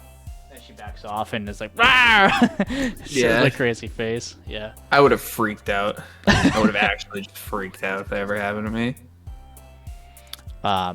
But speaking of all these little things that have a chance to happen in Act 2 while you're looking that one up... 17%. 17. 17% chance. Okay, so it happened to both of us. Is it every time, or is it just in that one? Any instance of the background appearing. So it's like a 1 in 5 chance, basically. Okay, 1 in 5 chance every time the background appears. So not, yeah, so not too bad. So that happened to me as well, and I pointed it out when you were streaming. I was like, hey, check out that poster in the background. You're like, why did you point that out?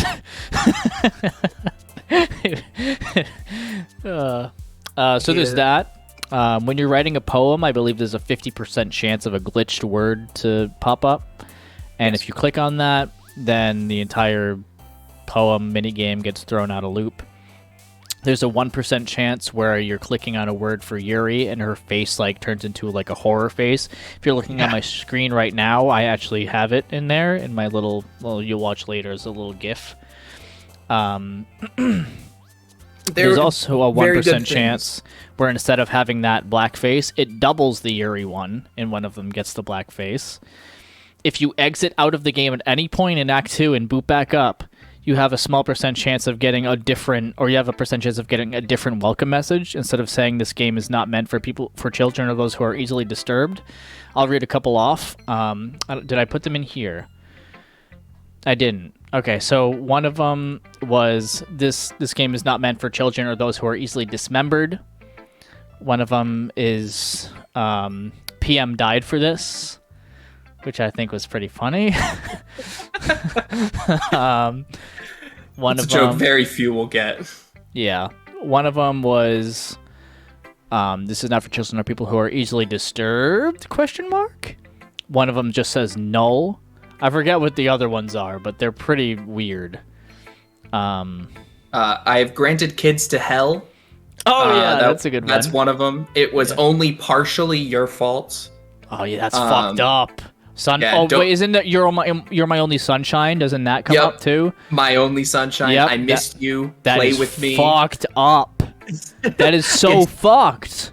It's just a game, mostly. Yeah. Yeah. So, all those can come up.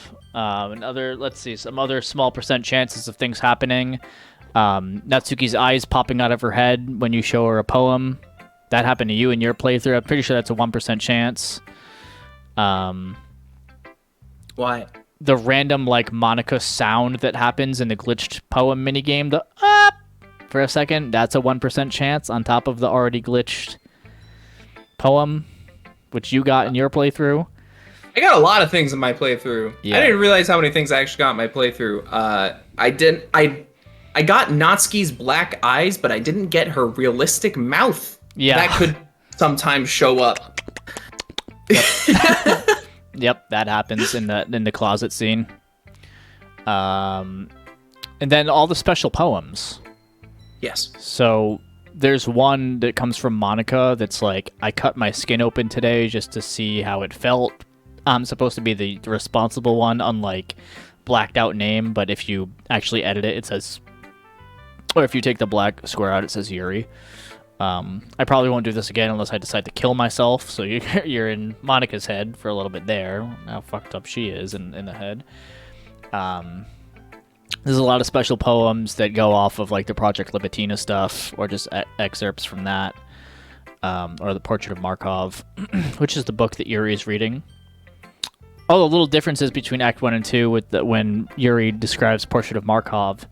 It's the first time she's just like, oh, this girl goes to visit her sister, and then her life changes for the worse. And then in Act 2, it's like, they dismember each other and are selectively breeding people to like, Yeah. I don't even remember what it is. And it's like, That's basically it. Yeah, it's like, And okay, sweetheart. a lot of people that's what the next game was gonna be, but turns out it was just a Yeah.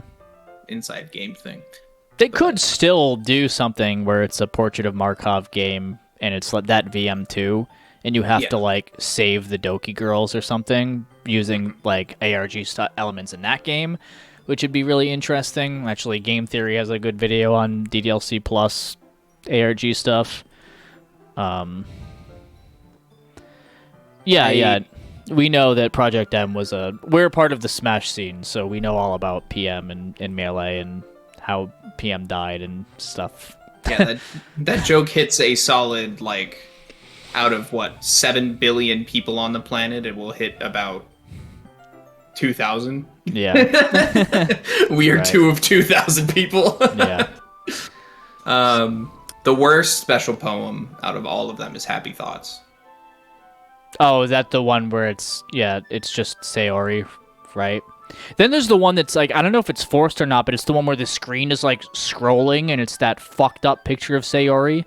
That's not even a special poem.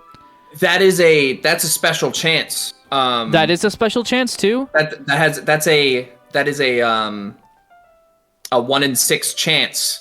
Okay, I'm getting like goosebumps in the back of my head because that's a fucked up image, and that sound that plays is that like low whirring that plays while that's happening too. I was like, what the fuck? It looks so disturbing. There's a lot of stuff in it. Kind of pulling it back. It goes into the pacing bit. Yeah. Of Act 2 where it's all, you don't want to do it. There's part of you that's like, you know what? They didn't give me an option for special poems in Act 1 at all. Mm-hmm. Why am I getting them now? Yeah. And part of you just wants to be like, probably not. It's so uncanny.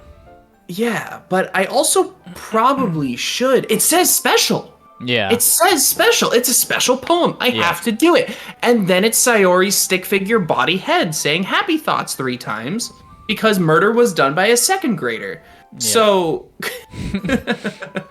like, Jesus Christ, this game is, it gets morbid. The whole point is that it's supposed to get morbid, and that's a beauty to the pacing of Act 2. Yeah. Where it's different, but it's still good. It's incredible, even. Here's Monika's second trivia of the day. The picture or the sprite where Sayori hangs herself, I don't know if you noticed, but her hands are bleeding. Would you want to guess why that is? She tried to pull the rope off. She didn't hang herself right, and she tried to pull it off because of base instincts. Yeah, that makes sense. It's fucked up. So her hands are all fucking bleeding and stuff. Oh man, I never saw that. Yep. If you look at that sprite, you will see that now. Huh! Yeah. Guess I'll go cry in a corner. Yeah. Little fun tidbit for you. That's Monika's trivia of the day. Don't forget to save your game. Okay. So I guess we'll get into Act 3 unless we have anything to add on Act 2. There's so much that we can talk about with Act 2, but like for how long? You made me look for it. Oh, did you just find it? No, I tried to find it.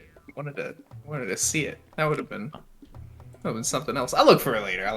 It's fine.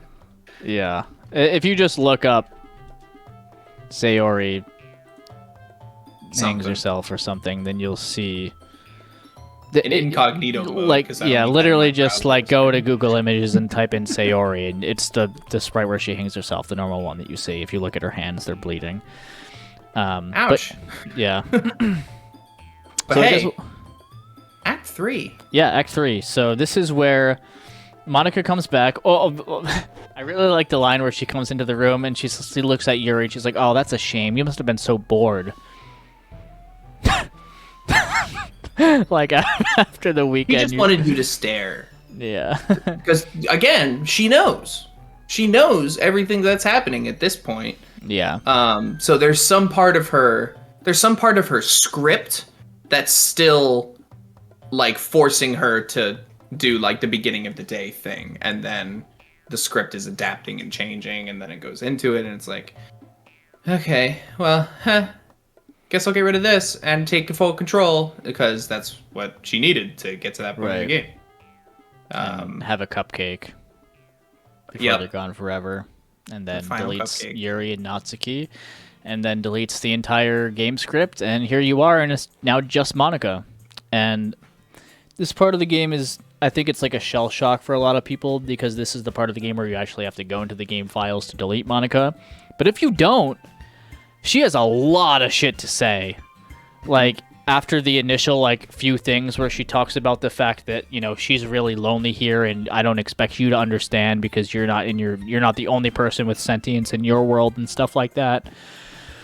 But she goes off on a lot of stuff. Like, she talks about faking it till you make it, and that's what she does. She's a perfectionist, but she knows that she kind of has to, like, just do things for the sake of other people. You learn that she's a vegetarian because she wants to lower the carbon footprint. That like she's doing a good job in there. Yeah. Yeah. So she has like, I think it's a pool of like, I don't know the number of things that she can like have conversations with you about, but it's huge. And after a certain point, it just picks from a random number generator. Also, if you close the game and open it back up, she talks about how it hurts, like when everything stops. That's the only time where she can do anything is when the game is on. Please try not to do it again. Back up my save. Figure out why that's happening, like please. Yeah. And she talks about maybe it would be kind of romantic if you put me on a USB drive or something like that and took me around, which I thought was kind of funny. So I don't know how much there is to say on Act 3. I think it's just like funny, and you're just like sitting there staring at Monika for a while, waiting for her to say certain things. But the game like alludes to you to delete. Like if you didn't already know that you could delete characters, I think it does a pretty good job of effectively communicating that to you at that point. It has to, because even at a base level, that's not the end of the game. And you kind of know that's not the end of the game, because there needs to be some sort of happy ending for most games in our generation, right? Like even in the darkest of games, like Silent Hill, God, even like Resident Evil at one point, like was a little bit on the horror side. Yeah. There was still like we like defeated the big bad guy and we're going home type deal. So we're very conditioned to believe and seek out these things. Or maybe not even happy ending, but at least a conclusive one, which the Act 3 does not provide. Absolutely not. I mean, because it could if you're just like a Monika simp and you sit there forever and you actually never close the game and it if you're me. Just kidding. I was about to say, do you want to talk about something? No. Did someone bring dinner down to you at like No! 2 a.m.? Stop it! Enough! Sorry. But I really like Act 3 for what it is. I really like the amount of stuff that she talks about. She's just a very actual, down-to-earth person. Like, if you actually listen to her dialogue well, you can't talk to her, but... and you listen to what she has to say, I'm like, this is all very relatable. She's just spilling facts. She's just spitting facts, spilling truths on you right now. So I really appreciate the stuff that she says in Act 3. But then I'm pretty sure what it says is like,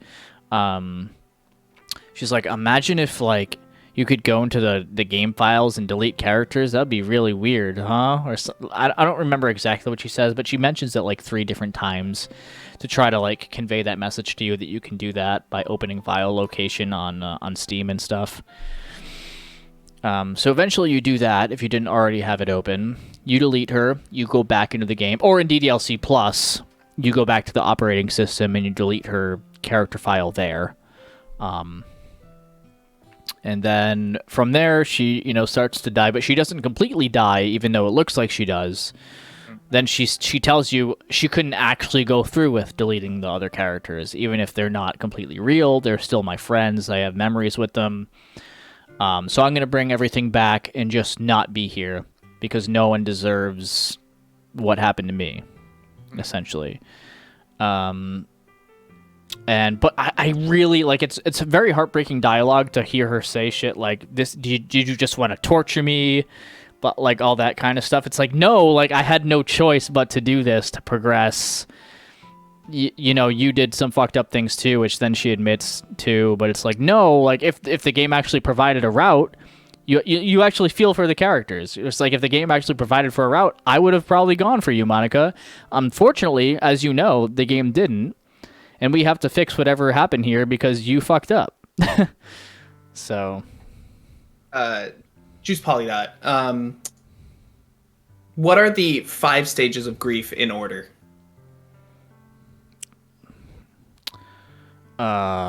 Denial? That is the first one. Acceptance is the last one. It is. Anger? That is the second one. Denial. Starts with a B. Anger. A B? Yes. Badass bitches! 4 of them! All 18! Conveniently! Shit, I don't remember. Bargaining? Depression? Yes. So it goes denial, anger, bargaining, depression, and acceptance. Yeah. Do you see a... Well, let's go through it. Let's go through it. Yeah. I wish I had the text on me. Because even though it's like... It's the whole game. Yeah. It's basically the entire game. She shows it throughout the entire game. Yeah, at the beginning of it...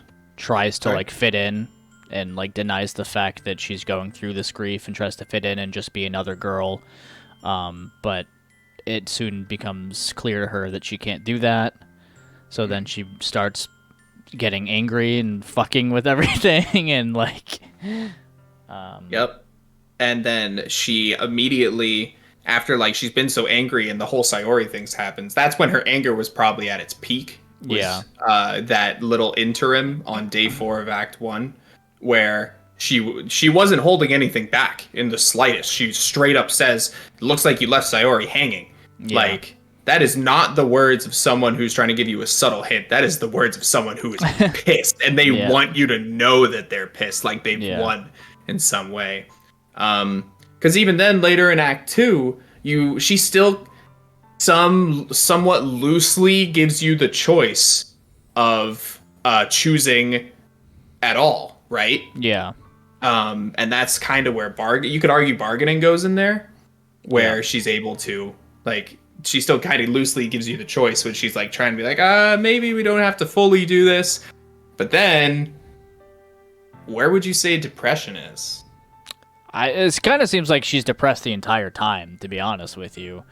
But I would say it more so comes in the fact that in probably later in Act 2 when she realizes that she literally has no other choice but to delete everything and just leave it this way because the game really hasn't provided a path with her, even though she tries to force it. Like, by that point when you're trying to choose Natsuki and Yuri, and also Monika, and then the game, like, it like makes you choose Monika, and then she's like, yay, you picked me! I really like that part of Act 2 as well. That's really funny. But then she realizes she has to. I don't know. It's hard to say because she never really lets it show, right? I think her depression comes out pretty much full-heartedly once you delete her. Probably. Yeah. I think that's where her depression hits the hardest. I think her bargaining phase actually extends into Act 3, where she's still in that denial bargaining phase. Where she's like, I am here and you have to accept me now. Like, this is it. You're trapped here. Yeah. Good luck. Like, you will help me. But then you delete her and she's like, oh, I see what I've amounted to. But then she starts to understand. She starts to understand and she starts to self-improve. She starts to, oh my god, why is this word escaping me? Make yourself better. Yeah. Yeah. Whatever. I get you. I wish I got me. Just improving yourself. Yeah, basically. She starts to, like, mentally accept at the end of it all. When she's like, I did do bad things, you know? Yeah. Reflect, self-reflection. There it is. Yes. Yeah, her biggest stage of self-reflection starts right then and there. Yeah. Where at the end of it all, she finally sees it. She's like, wow. Yeah. Ooh, I don't need to be here anymore. It'll probably actually be better without me, but I'm still going to be here because she didn't actually have the feeling that she wanted to kill herself or anything. She knew what position she was in. It's a different thing entirely. Yeah. And that's when she finally accepted it. And then she actually saw Sayori start to go through with the same thing, and she was like, nope. Yep. Full stop. We're good. We're not going through this again. Yeah. Give us happy memories, and resets the game. Yep. So, 5 stages of grief. It's in a lot of stories. A lot of stories. Yeah, for sure. And then we can talk about, I guess, the fact that if you do save Scum and, like, pay attention to all the girls and stuff like that, Monika actually, like, she doesn't get involved, and Sayori is like, thank you. You went through all the time to pay attention to all of us, including Monika, and we saw all the stuff that happened, and that's it, and then the game ends. Like, she doesn't go insane because she sees all the good that you did as opposed to all the bad that Monika did or tried to do. And she can understand where Monika comes from, but actually decides not to go down that route, which is very important. Yeah. It shows like how your actions reflect on other people. Exactly. It's another message that even if the good that you are able to do is harder than the bad that is easily accessible, it still makes a better message than what you could potentially leave behind. Yep. And that's powerful, dude. That is some strong stuff. I'm gonna go toke my bowl and chant that to Bob Marley in the afterlife, dude. Like, hell yeah. Oh my god. That's some heavy stuff. That is some heavy stuff. And I love messages like that. And at the end of it all, right? That was in true pacing form, in true writing form, it took 10 hours of gameplay. Yeah. To get that out. And it's a well-deserved 10 hours. It's a well-deserved 10 hours to portray a message like that, because that's, in the same sense, it took that long to do something good. Yeah. We'll have to talk about messages at some point. Yeah, we will. I mean, honestly, I think the game brings out most of, like, the good messages in the side stories too, but the main story itself, we've gotten into, like, the crux of them. But before we get into some of the lighter stuff and the more, like, wholesome stuff with the poems and the side stories, we're going to run a quick break. I'm going to go get a couple drinks, go to the bathroom. You can do the same, stretch, do whatever. We've been live for 2 hours already, so we'll do that. Guys, don't go anywhere. We will be back in about 5. We're back. Hi. I forgot. I have 2 places to undeafen myself. I have my mixer and Discord, so I always get. What would you do messed up. without me? Good question. God, imagine if just no one could hear me. Oh my god, want a kiss? Yeah, I do want to kiss. Oh my god. What are we talking about? We just finished off the pacing and the writing of the full game of DDLC. Now we were going to get into poems and just our top 3 favorite poems. And then we'll talk about them and the writing in general when it comes to them. The poem I brought today is one I made for my mom. She said this poem will go on the fridge. I have to find the poems I actually liked. I had them. I know which ones they are. I can definitively say that my favorite is Amy Likes Spiders. So I guess I can start by talking about that one. Is that the Natsuki one? Yeah, it's the second Natsuki one. I think that's the one where she's talking about Yuri, right? Not even Yuri, no. The whole point behind the poem is that she's talking about the fact that our, like, perceptions of other people. Like, she doesn't actually dislike someone who likes spiders, but what she's saying is, like, you could even say it as far as, like, it relates to her because she likes manga. So, all of a sudden, no one wants to associate with someone who likes manga, for example. It's about, like, even if this person is doing everything for you and they have a beautiful personality and all of this, and you associate them with just one thing, whether it be one hobby or the fact that someone likes spiders, you want nothing to do with them. And your picture of that person, your perception of them in your own head is completely skewed based off of one single thing. That's what that poem is about, which I think is very, very good. Yeah. So just for the sake of anybody who's listening who might not have actually heard the poem, I pulled it up. You want me to read it? Go for it. Yeah. So, third day poem for Natsuki. It's called Amy Likes Spiders. You know what I heard about Amy. Amy likes spiders. Icky, wriggly, hairy, ugly spiders. That's why I'm not friends with her. Amy has a cute singing voice. I heard her singing her favorite love song. Every time she sang the chorus, my heart would pound to the rhythm of the words. But she likes spiders. That's why I'm not friends with her. One time, I hurt my leg really bad. Amy helped me up and took me to the nurse. I tried not to let her touch me. She likes spiders, so her hands are probably gross.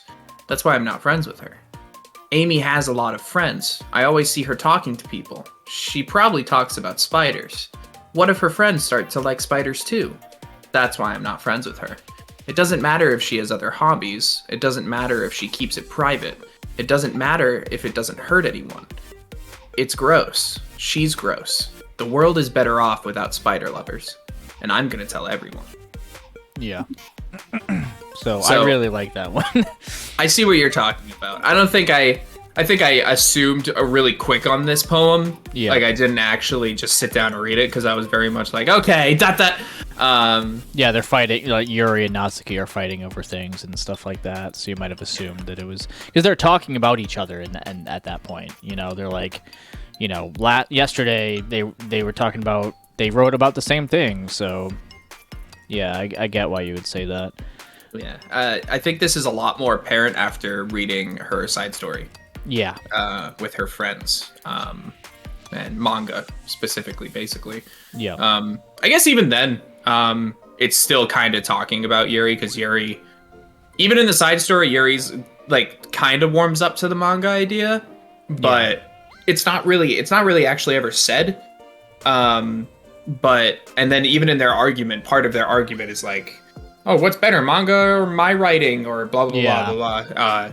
So Natsuki's still kind of struggling with that feeling of respect, still kind of just respect for her hobbies. Yeah, but it like Yuri doesn't like. I mean, when she goes crazy in Act 2, she does, but like she doesn't sit there and completely judge Natsuki just because she likes manga. Mm-hmm. You know what I mean? Which is why I don't think it's like strictly about Yuri, but more so the idea in general. Yeah. You know, what would It you? was. Oh yeah. I was gonna say, what do you think your like favorite poem, one that stands out to you? As we're talking about the real poems here, we're not gonna talk about the crazy fucked up ones yet. In Act 2, we're talking about just the real ones. One that I remember all the time, no matter what, is it's. I don't know why it makes me so giddy every time I think about it. It's Sayori's first poem, "Dear Sunshine." I want breakfast. I love Dear Sunshine. Yeah. I think that poem is done so well. Why? It's a poem I would have wrote in high school. Yeah. Absolutely. Like, just what I felt every day. Like, if a teacher asked me to write a poem on the spot or I was like failed a class, Yeah. I would have said, "Dear Sunshine, the way you glow through my blinds in the morning, it makes me feel like you missed me, kissing my forehead to help me out of bed, making me rub the sleepy from my eyes. Are you asking me to come out and play? Are you trusting me to wish away a rainy day? I look above, the sky is blue. It's a secret, but I trust you too. If it wasn't for you, I could sleep forever, but I'm not mad. I want breakfast." It's also just ADHD as hell. Yeah, it's all over the place. Yeah. I'm also a really big fan of the Percentage poem where she says "get out of my head" 60 million times. Oh yeah. Yeah. It's hard because I think I like Natsuki's poems the most in general. So like I feel like I'm being unfair because I'm like I really like Because You. I really like Natsuki's first poem where she's like, "People can try, that's about it." Yeah. The really short one. It's just short and sweet and to the point, and I really like. What did she say that poem was about again? It was like hopelessness. Yeah, the feeling of giving up and hopelessness. Yes. It's talking about all these things that animals can do, and then it's just people can try. That's about it. Like it's such like a. It comes out of nowhere.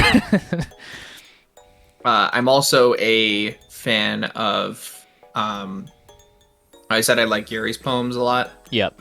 My favorite Yuri poem is "The Raccoon." That seems like it's about self-harm. Yes. But it's. Are you gonna read it, or are you? I could if you'd like me to. Thoughts? You can read it, and then we can talk about it. Yeah, okay. It happened in the dead of night while I was slicing bread for a guilty snack. My attention was caught by the scuttering of a raccoon outside my window. That was, I believe, the first time I noticed my strange tendencies as an unordinary human. I gave the raccoon a piece of bread, my subconscious well aware of the consequences, well aware that a raccoon that is fed will always come back for more. The enticing beauty of my cutting knife was the symptom. The bread, my hungry curiosity. The raccoon, an urge. Yeah. The moon increments its phase and reflects that much more light off of my cutting knife. The very same light that glistens in the eyes of my raccoon friend. I slice the bread, fresh and soft. The raccoon becomes more excited. Or perhaps I'm merely projecting my emotions onto the newly satisfied animal. The raccoon has taken to following me. You could say that we've gotten quite used to each other. The raccoon becomes hungry more and more frequently, so my bread is always handy. Every time I brandish my cutting knife, the raccoon shows me its excitement. A rush of blood, classic Pavlovian conditioning. I slice the bread, and I feed myself again. Yeah, so if that's not about self-harm, considering what Yuri's story is about, I don't know what is. Right. And its direction is very, very good. Like, yeah. One of the main things of poetry, and so there's two ways you can really, really go about poetry. A lot of things is symbolism, right? Mm-hmm. You really, depending on what you actually like in poetry, you either go very, very heavy on your symbolism, or you don't do any at all, and everything's okay because poetry is beauty is in the eyes of the maker type. Yeah. So, and that's where Natsuki and Yuri poems were very, very different. Where Natsuki was very straightforward. She was just very like, this is what people do. This is what it's like. It sucks. Yeah. And Yuri, who's on the other end of the spectrum, who's very much like, I don't really know how to talk about my feelings unless I have time to articulate them very, very well, I'm going to put it into the words that I feel like I can describe it best. And it's you have to like kind of understand the whole thing behind it before you get into it. Which is shown in the writing by like yes. the ghost poem and stuff. Like you're called out. Oh, it's not even about ghosts. Yeah. It is a lot more. A lot more. A lot of the verbiage that she uses too, to describe a lot of things. Yeah. I'm a really, really big fan of how she, whoever wrote for Yuri, I guess I should say. It was her. They're real. Still a big fan. Hey, the directors did a great job. Yes. Of course, all greenlit under Salvato, Mr. Dan. Danny Phantom. Danny boy. Uh-oh. But don't want to talk about that here. Oh, deja vu. Oh, I just had a really bad case of deja vu. Reverse time there. Oh boy. Yeah, actually, little brain slip with the deja vu. Yeah, completely unrelated note, but just it's like a really cool tidbit. Like 2 nights ago, and I like on the point of deja vu. 2 nights ago, I'm just sitting with my girlfriend, and I see that she's having a conversation on the phone. Yep. And I straight up was like, "Oh." She really wanted a response from someone, and then something clicked in my head, and I was like, "Oh, just put the phone down. She will answer in 5 minutes." Oh, really? I'm not even kidding. 5 minutes later, responded, and I was like, "She's probably talking about this," and so it's crazy how this that podcast was happens. fate. Yes. But regardless, the will of the planet. I wish to be number 7. But anyway, yeah. So that poem, I would say, like there's a lot of symbolism in it. Like she was cutting bread once, or maybe not, and she accidentally cut herself. That's when she figured out her weird tendencies as a human.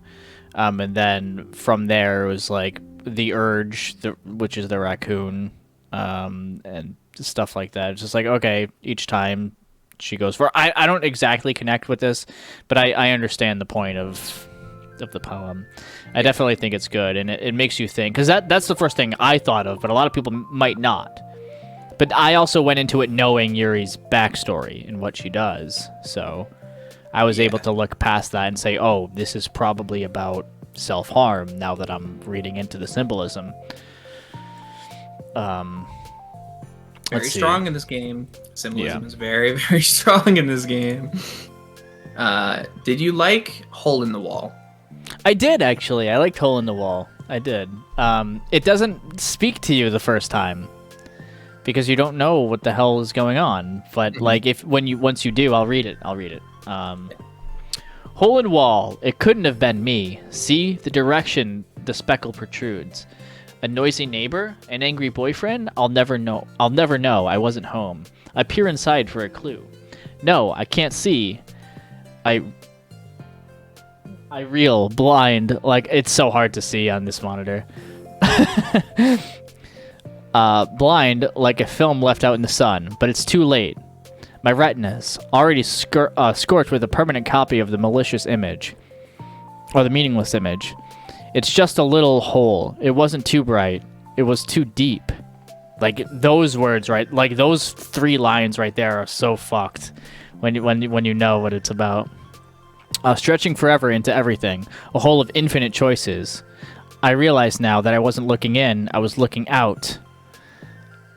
And he, on the other side, was looking in.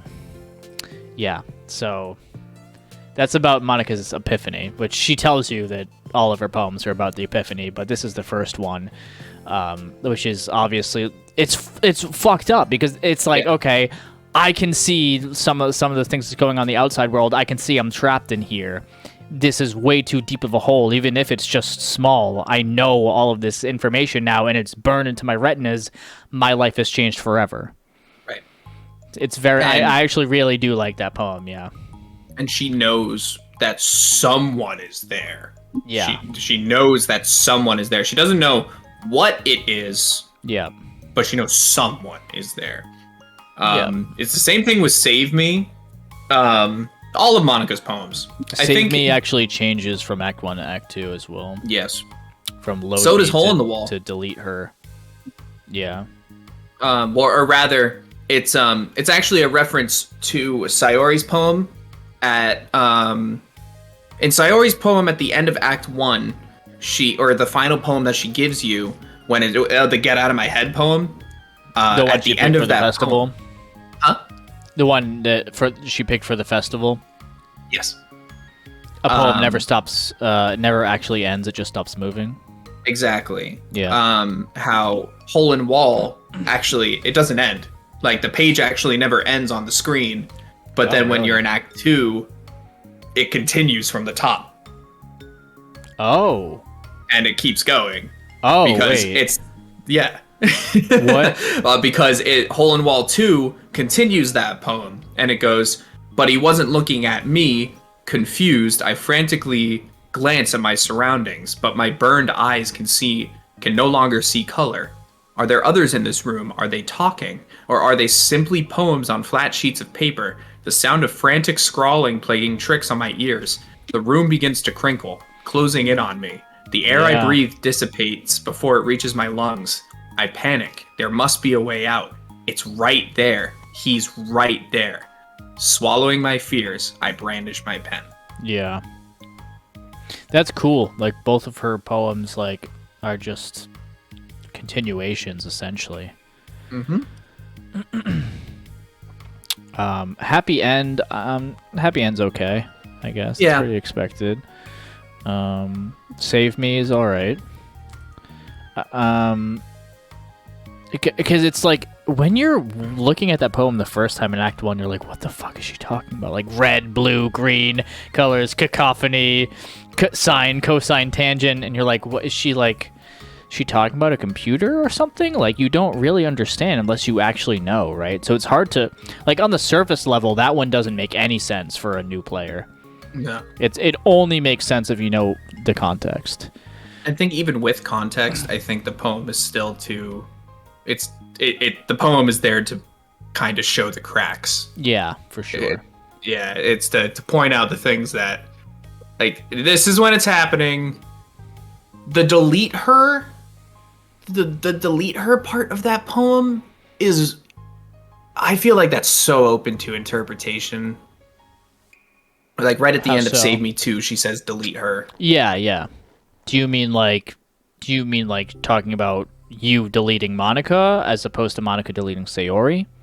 Or if Monika is asking you to delete her. That's what I was saying for the first thing I said. Is it asking you to okay. delete her, or is she talking about deleting Sayori? Yeah, or even like, is it a message to herself? Like, should she delete Yuri? Should she delete Natsuki? Right. All that kind of stuff. So, and also, since we're on the topic of Monika, the lady who said, might as well. I don't know if we want to read this whole one, but just a quick as a The lady who knows everything. The lady who knows everything.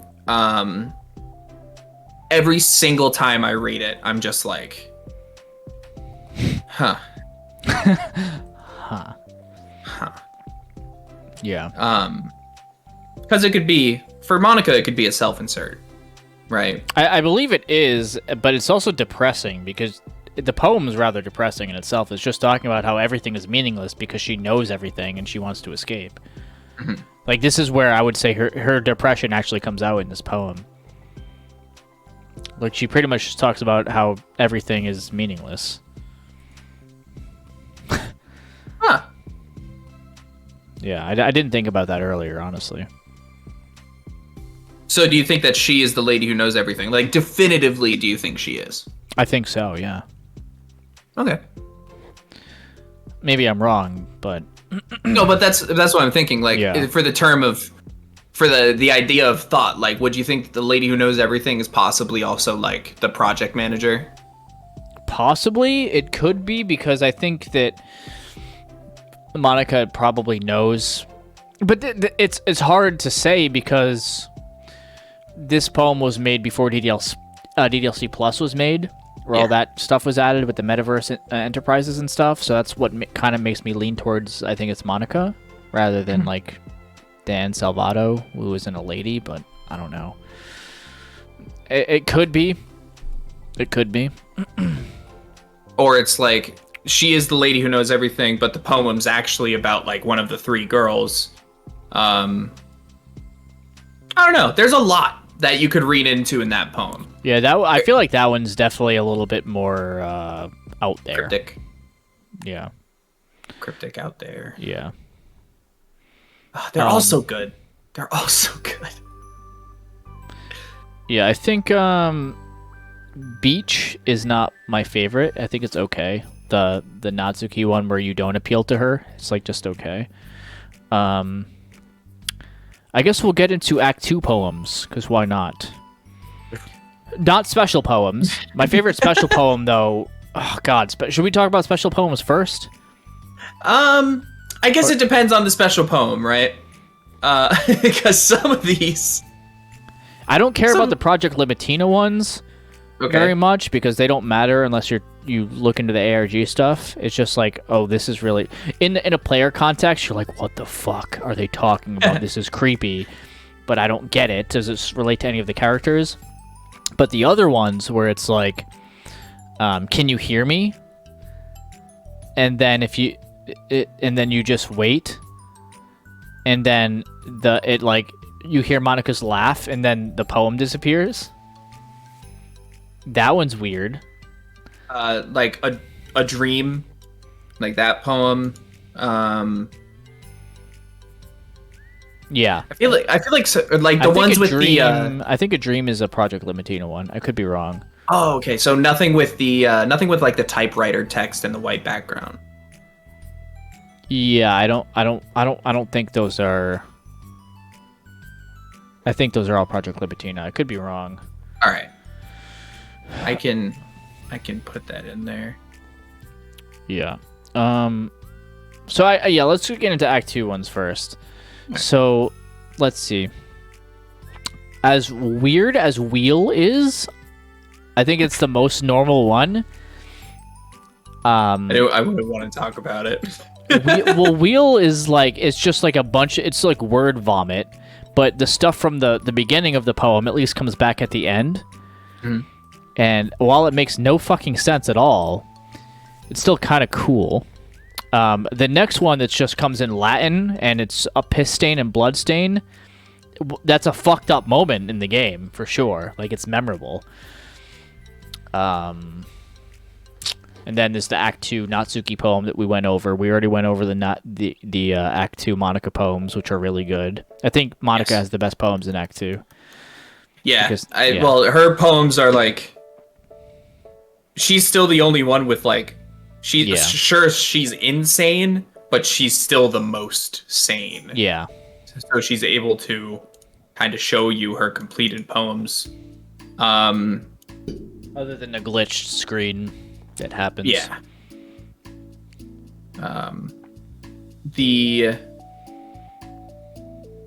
If we're talking about, like, poems in terms of, like, how it helps the game, I think Monika takes the cake. Yeah. When it comes to how some of the poems are, like, written and terms of how the poem actually is, Wheel is awesome. Wheel is super, super, super good.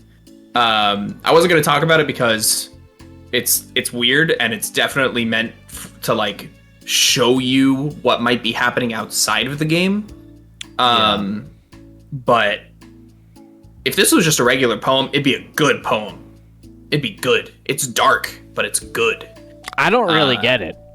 Like, looking at it, I just look at I look at the different words and the different terms, and I see how they start and then expand and then collide with each other later. Yes. But I don't really understand the message that it's trying to portray. I don't think it's trying to actually... If any? It's not trying to, like, send a message. It's trying to alert. It can't be something that you're supposed to understand because you have no basis.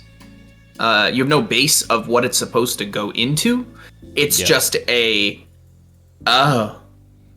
Yeah. Okay. I mean, it's definitely like weird as hell when you're actually playing Yeah. through the game. Like all of Yuri's poems are weird as hell. Natsuki's, she has a really weird one where it's just like key smash. Yeah, some of them actually just go crazy. Like Yeah. actually just go insane. It's not actually them. That's that's her poem that can be written in base 64. Yeah. Actually, can I read the end of the piss stain poem? Which one is that? The one that Yuri gives to you where she says she endows it with her scent? Oh yeah, go for it. Sure. So I'll read the English part.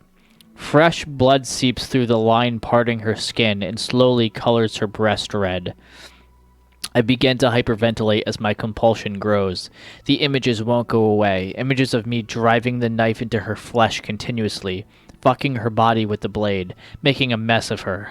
My head starts going crazy as my thoughts start to return. Shooting pain assaults my mind along with the thoughts. This is disgusting, absolutely disgusting. How could I ever let myself think these things? But it's unmistakable. The lust continues to linger through my veins. An ache in my muscles stems from the unreleased tension experienced by my entire body. Her third eye is drawing me closer. Ooh.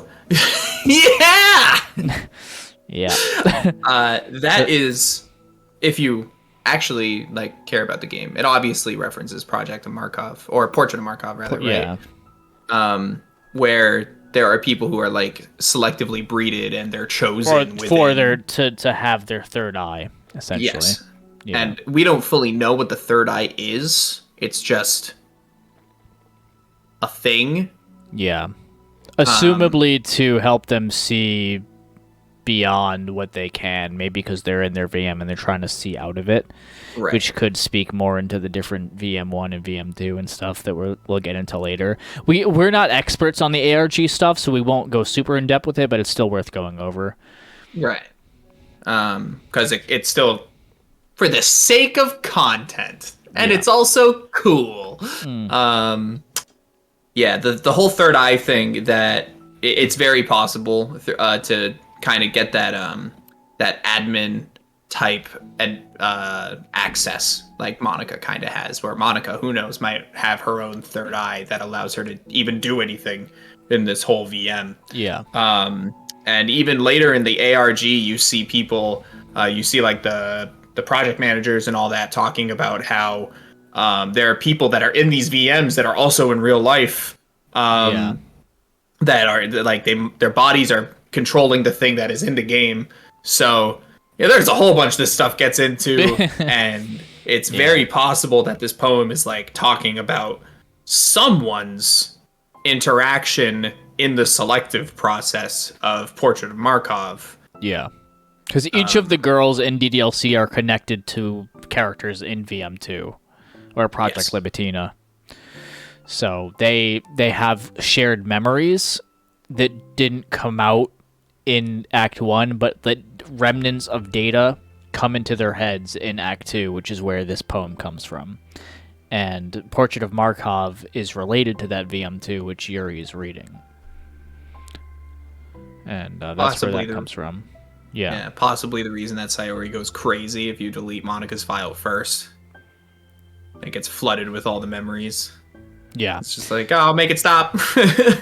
Yeah, that plus like the fact that as soon as you delete Monika, as shown by the end of Act 3 into Act 4, Sayori becomes the president, so she gets all of that information of stuff that happened before.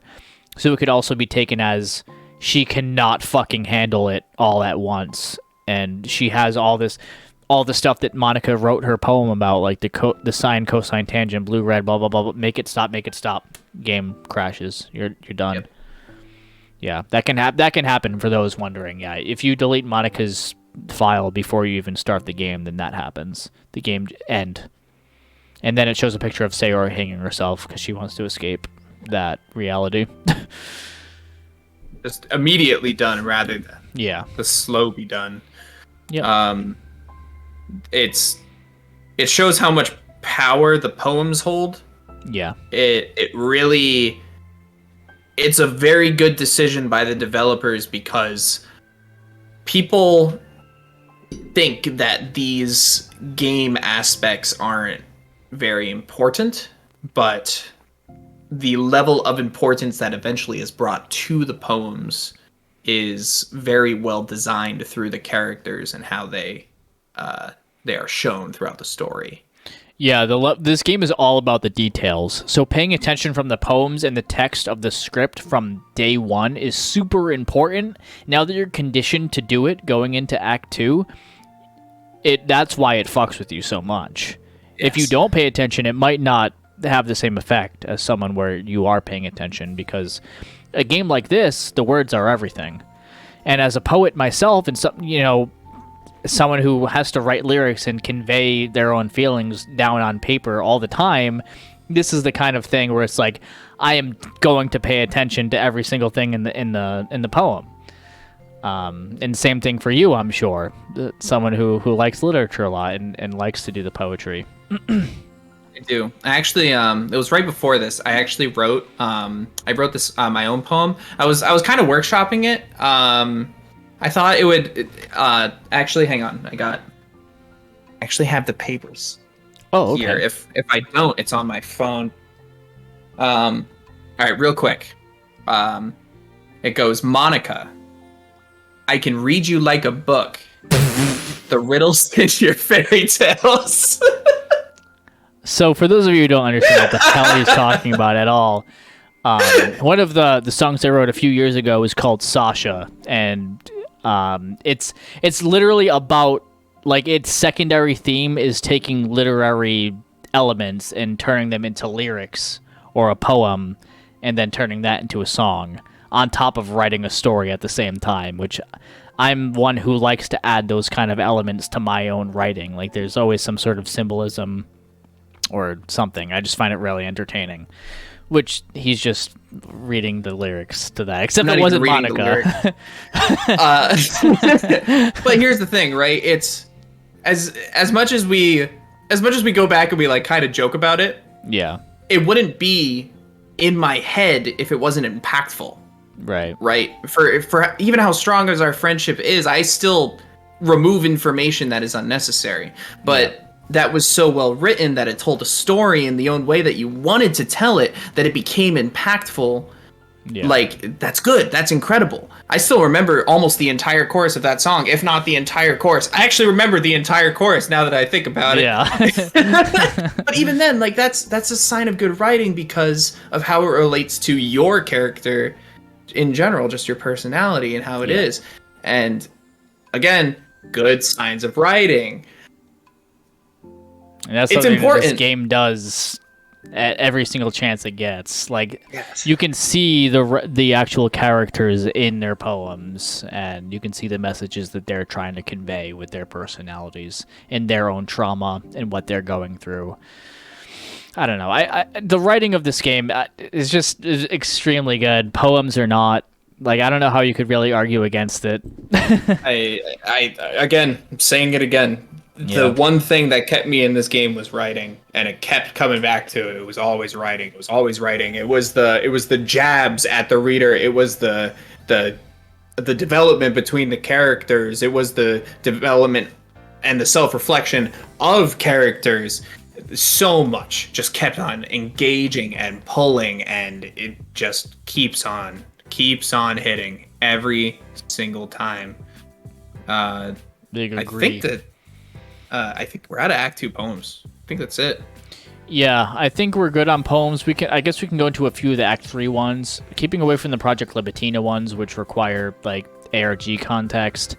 I think my favorite like standout ones are the special poem where it's Sayori, like that crude drawing of her. I think the smear of blood from Monika, talking about like how she cut her skin open to see how it like how Yuri feels, and she's not going to do it again unless she kills herself. The one where it's Papa. I almost forgot about Papa. Papa's fucked up. Hold on, let me read this one. Papa poem DDLC. Okay, here we go.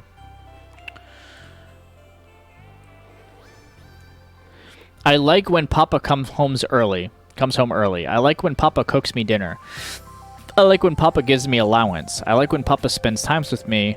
I like when Papa asks me about my friends. I like when Papa asks me about anything. I like when Papa gives me lunch money. I like when Papa comes home before sundown. I like when Papa cooks. I like when Papa gives me privacy. I like when Papa doesn't tell me how to dress. I like when Papa doesn't comment on my friends. I like when Papa doesn't comment on my hobbies. I like when Papa comes home without waking me up. I like when Papa keeps food in the house. I like when Papa uses his inside voice. I like when Papa leaves my stuff alone. I like when Papa accidentally drops coins in the couch. I like when Papa is too tired to notice me. I like when Papa is too tired for anything. I like when Papa is too tired for anything. And that last line is like stupidly spaced out. Yeah. Like it's really supposed to drive the point in. That poem is so fucked when you know what happens with Natsuki. Natsuki is malnourished because of the fact that her father doesn't cook or keep food in the house and abuses her and completely judges her on everything she does, to the point where even in Act 1 she's saying, I don't know what my dad would do if he saw me with this manga, like implying that he would beat her. Has no money. In Act 2, Monika has to give Natsuki a protein bar just to keep her like sane at all, because of the fact that her dad doesn't do a single thing. Who knows where her mother is, but yeah. And broken home, just neglect. Yeah. Whole bunch of stuff like that. Did you ever read A Joke? Did you ever see that one? A Joke? I don't remember. Which one's that? A Joke. A man walked into a club. In the club, there was a girl who liked him very much. They spent some time together, and then she liked him even more. One day, the girl realized she was in love with him. Before disaster could happen, a third party intervened with her programming. Suddenly, the girl hated herself for being in love. This contradiction caused the script to derail. The universe started to collapse, but she killed herself just in time.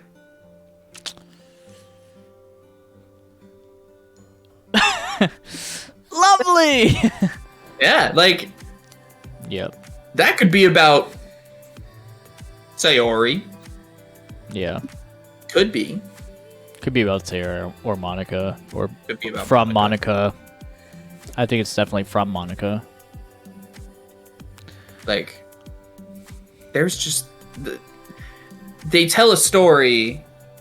They're trying to be put off like they're not trying to tell a story. Yep.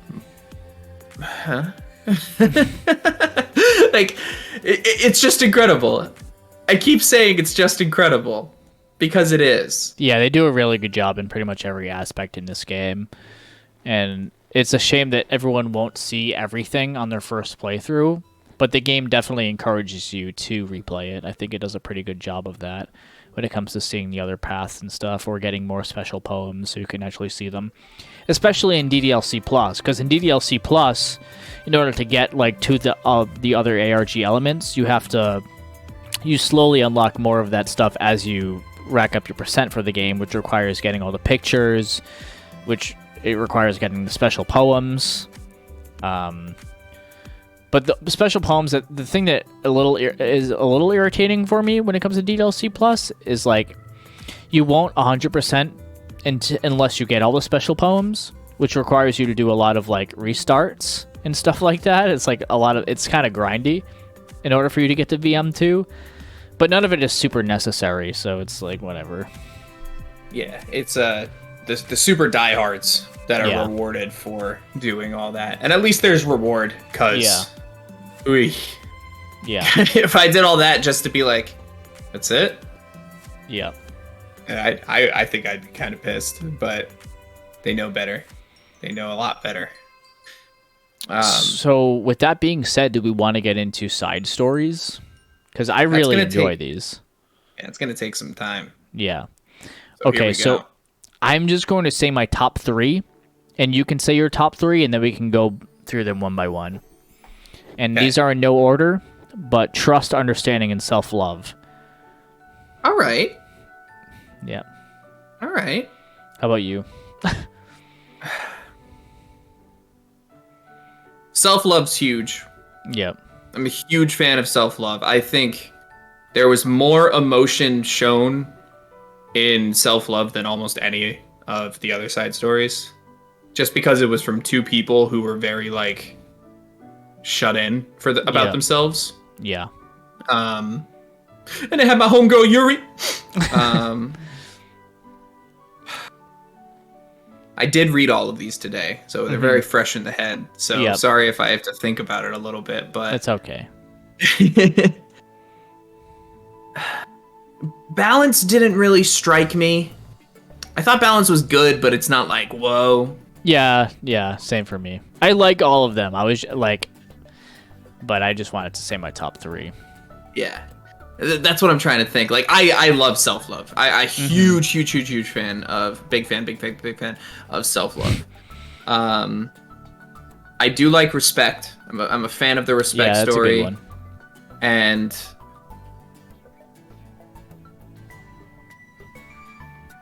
Reflection's okay. But I also like Understanding, the first story. That's the second one. Understanding? Yeah, that's the one with Yuri and Sayori. Which one was the first one? Trust between Monika and Sayori. Thank you. That's the one I was thinking about. So trust, self-love, and whatever third one I said. You know what? I did like Understanding. I did like Understanding. So that one with we have Yuri. the same top 3 then. Okay. Yeah. Sick. Yeah. Great. This is easy. Yeah. So I guess we'll start with trust. So this is the first one. This is when you see another side of Monika, and it's just her on her desk, and she's just trying her best to start this new club because she doesn't feel like she really fit in with the other one. She feels like she can take the lead, but that it's extremely hard to get people to be invested in a literature club. She's working her ass off and she falls asleep. Sayori comes in and she's like, "Is this the napping club?" So what this one's about is because Sayori leaves her poem, they work on the club and stuff, they work on recruitment, which is how Yuri even comes to the club in the first place. Yeah. By Monika like leaving a paper on her desk. How this Best one way works. possible. Yeah. So how this one works is like Sayori leaves her notebook or her folder with all of her poems and stuff in the classroom one time, and Monika wakes up and she sees it and she snoops a little bit and reads like a depressing poem from Sayori. And Monika being the person that she is, she always wants to try to like butt in and solve problems and like help other people. But when that conflicts with Sayori, because Sayori doesn't want anyone to worry about her whatsoever, and she just wants other people to be happy because she feels like it's better off that way. So eventually they're like, okay, fine, that we don't have to talk about it. But later, Monika has a really bad day, and she falls asleep again doing work in Act 2 of the side story, and Sayori does as well.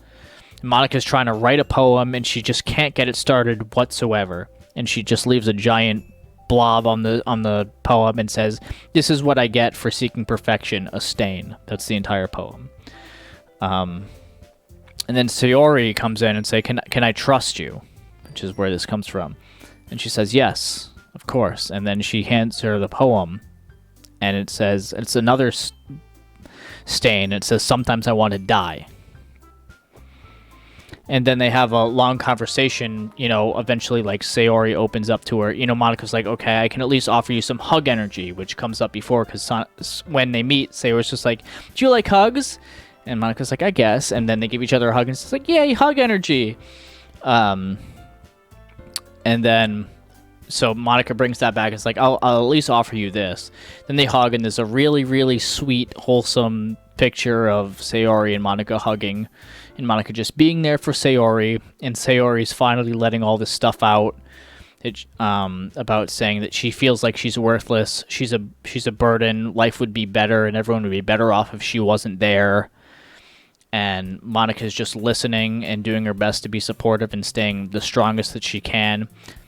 The words that came out of Sayori's mouth in this side story like broke me because they connect so much with me, being a person with ADHD and depression and having these exact thoughts and having like suicidal thoughts and stuff like that when I like even a few years ago, even it hits you so fucking hard. I made sure from that point out to play these side stories by myself, laying in my bed, like completely. I'm separating myself from the world. If I cry from these, then I cry from these, whatever. And I certainly like had tears like rolling down my cheek with this one and the other two that I had mentioned. They're very emotional, and it's what really made me fall in love, I think, with these characters the most. I already liked them from the original story, but once I got into them with the side stories, I was like, holy shit, man, these are deep. These cut. Yeah, if you gave me these stories before I started the game, Yeah. I would have been 40 times more emotionally invested to make sure that like everyone's good. Yeah. Like none of you are going home sad on my half. Yeah, for real. And trust is where it all starts. It is literally the beginning of the literature club. It is literally the beginning of Monika being like, all the other clubs suck. Yeah. I just want to make people happy my own way. How do I even do it? Yep. And then she just overthinks and all her stress catches up to her. Monika's probably the most stressed out of all of them for no reason other than trying to be perfect 100% of the time. Yeah. Which is a big thing you find out in the story too, is like she can't, even with all the projects that she wants to do, she can't like decide. She can never decide. She's always just like, we should do this. What should we do? Yeah. Very, very project lead type leadership style. Yeah. And then it's up to like even later in the story, you see like Yuri, Natsuki, Sayori. They're like, oh, I can do this. Oh, I can do this. Oh, I can do this. And then Monika's just like, okay, sure. She has the big picture and the whole vision, which comes up a lot of time. All the other characters have the details to make that vision happen. Yes. Even leaders, you rely on other people as humans. We do. We don't have all the answers. Some people are just very good at certain things from their experiences, and other people are very good at other, like detail-oriented things, and you have to work together to make those visions happen. You can't do everything by yourself. That's where Monika is. Yeah. And then we see what happens if Monika tries to do things on her own. Yeah. As much as the end game Monika, who's like messing with the game and everything, is noticeably very different. It's still that same character. Monika, even at the end of the game, is still that same character. And she even says it straight up. She's like, these are my memories. These are the things that I've done. And it still portrays to me now. As much as it kind of sucks. And maybe it's a stretch, but at the same time, I could see it. I could see it happening. The thing with the side stories is Monika does, like, in the ARG, in the emails and stuff that you get, they say, you know, whoever did all this work to make this control trial happen where Monika doesn't actually know that she has elevated access, good job on you. So she does not know she has those powers. This is just her world. This is her, actually. This is her without the crazy epiphany and going insane. This is Monika at heart. So. And it's the Monika that is eventually translated into, oh, I have superpowers now. Yeah. It's time to mess it all up. Yeah. Even if some of the like slight details in the side stories are different, it's still like you would assume most of it is the same going in from the side stories to the original story. So, yeah. And just like you were saying, Sayori hits hard. Yeah. In that side story. Yeah. Yeah, she sure does. I can't even say anything off that. You hit the nail on the head 40 times. Yeah. It's in the ground. And especially how it even the beginning of these side stories really start to also show how Sayori really is the plank holding everything together. Yeah. Like you have a fence post and she's the one that goes across, putting the connecting every single part of that fence. Like that's it. And once that fence came down, everything went to shit. Everything. This is where it all starts, and it's really nice to know because backstory for this game, didn't know how much I needed it until I got it. Yeah, and I'm really happy I got it. For real, like it's like the game. Okay, so real quick before we move on to the next side story, I will say the one thing this game does very well is it makes you wish that it was a regular visual novel and that you got to know the characters more. And that's why the modding scene for this game exploded. There are like thousands of, or like at least hundreds of mods for this game where it's like you can save the characters and get to know them more. You can have something, they have like just Natsuki, not just Yuri, just Sayori mods and stuff like that. They have mods that go beyond the festival where you I don't know. The modding scene for this game is insane. So and a lot of them are actually really good too. I know there's like a few after story mods. There's one called Exit Music where you confront Natsuki's side with her abusive father and stuff like that, and you save her. Yeah, there's a lot of crazy good mods for this game. I might stream them. If you're interested in watching me stream them, let me know in the comments and whatnot. But yeah, so, and I feel like the side stories scratch that itch. You know what I mean? They put the itch there in the first place. They did. They did. Like once you play the first side story, like, I need to unlock the rest of these. Yeah. But like also like the original game itself definitely like it puts the itch there, which is why the mod scene for this game was so huge even before these side stories came out, and kind of fulfilled that. Mm-hmm. But yeah, I guess we'll go into understanding now. So this one focuses on Sayori and Yuri. Yes. Oh boy, did I like this one. Why? Yeah. Yuri shows emotion. Yes, she does. The best girl. The fucking picture where she's crying and Sayori's hugging her from behind. It is so good. It's sad though. I'm just like, it's everything leading up to that too. Yeah.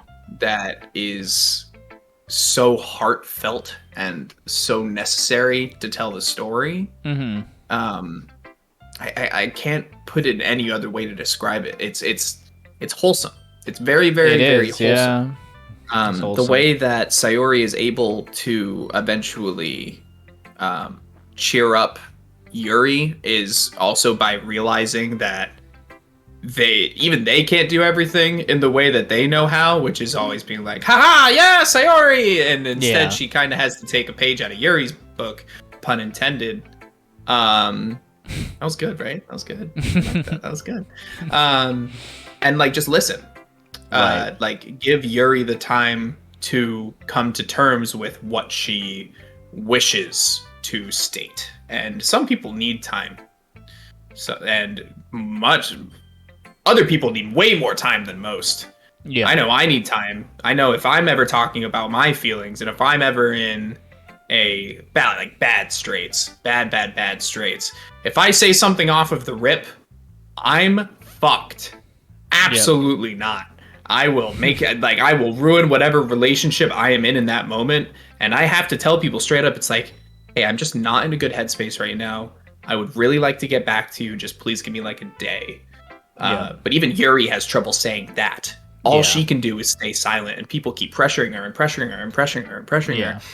And that's what happens in the story, is that she keeps getting pressured. And eventually, Sayori comes out to be the big dog, the true hero. Yeah.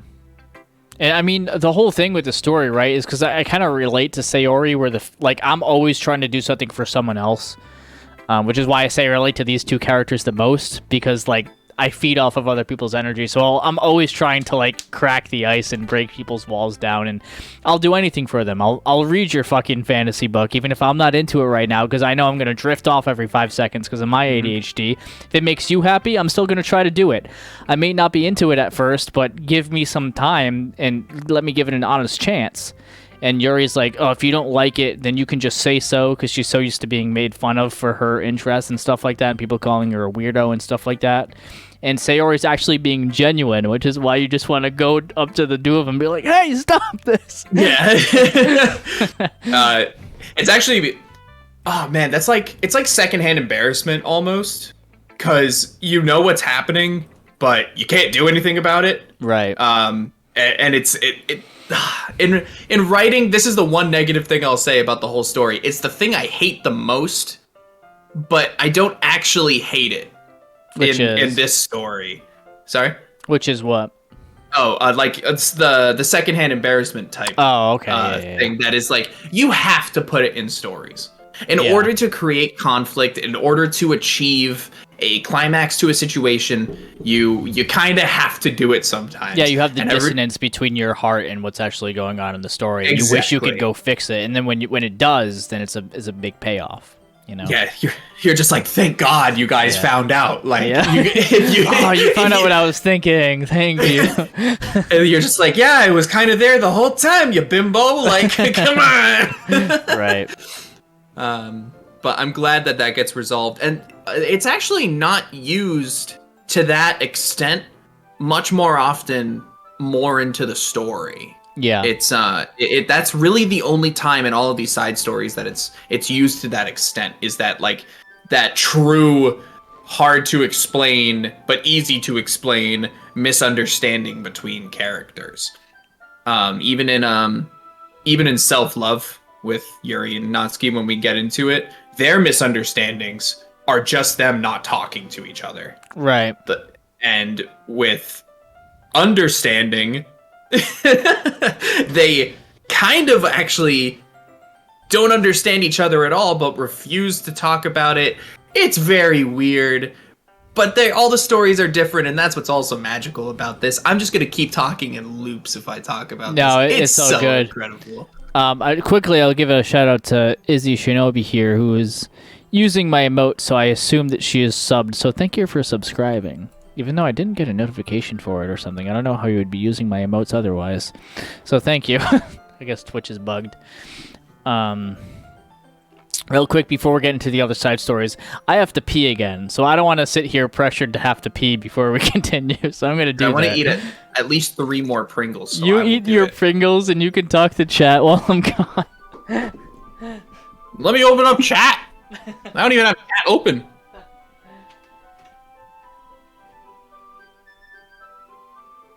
What up, chat? Now I'm here.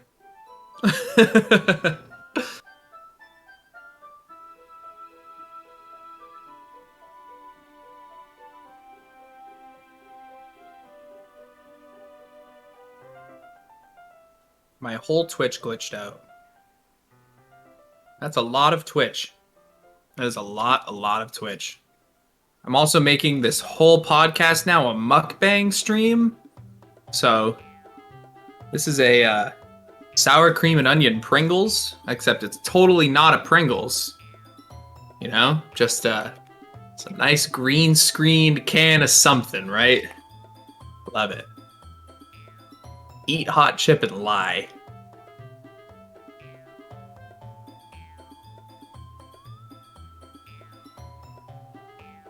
It's good, dude. It is good. Big fan.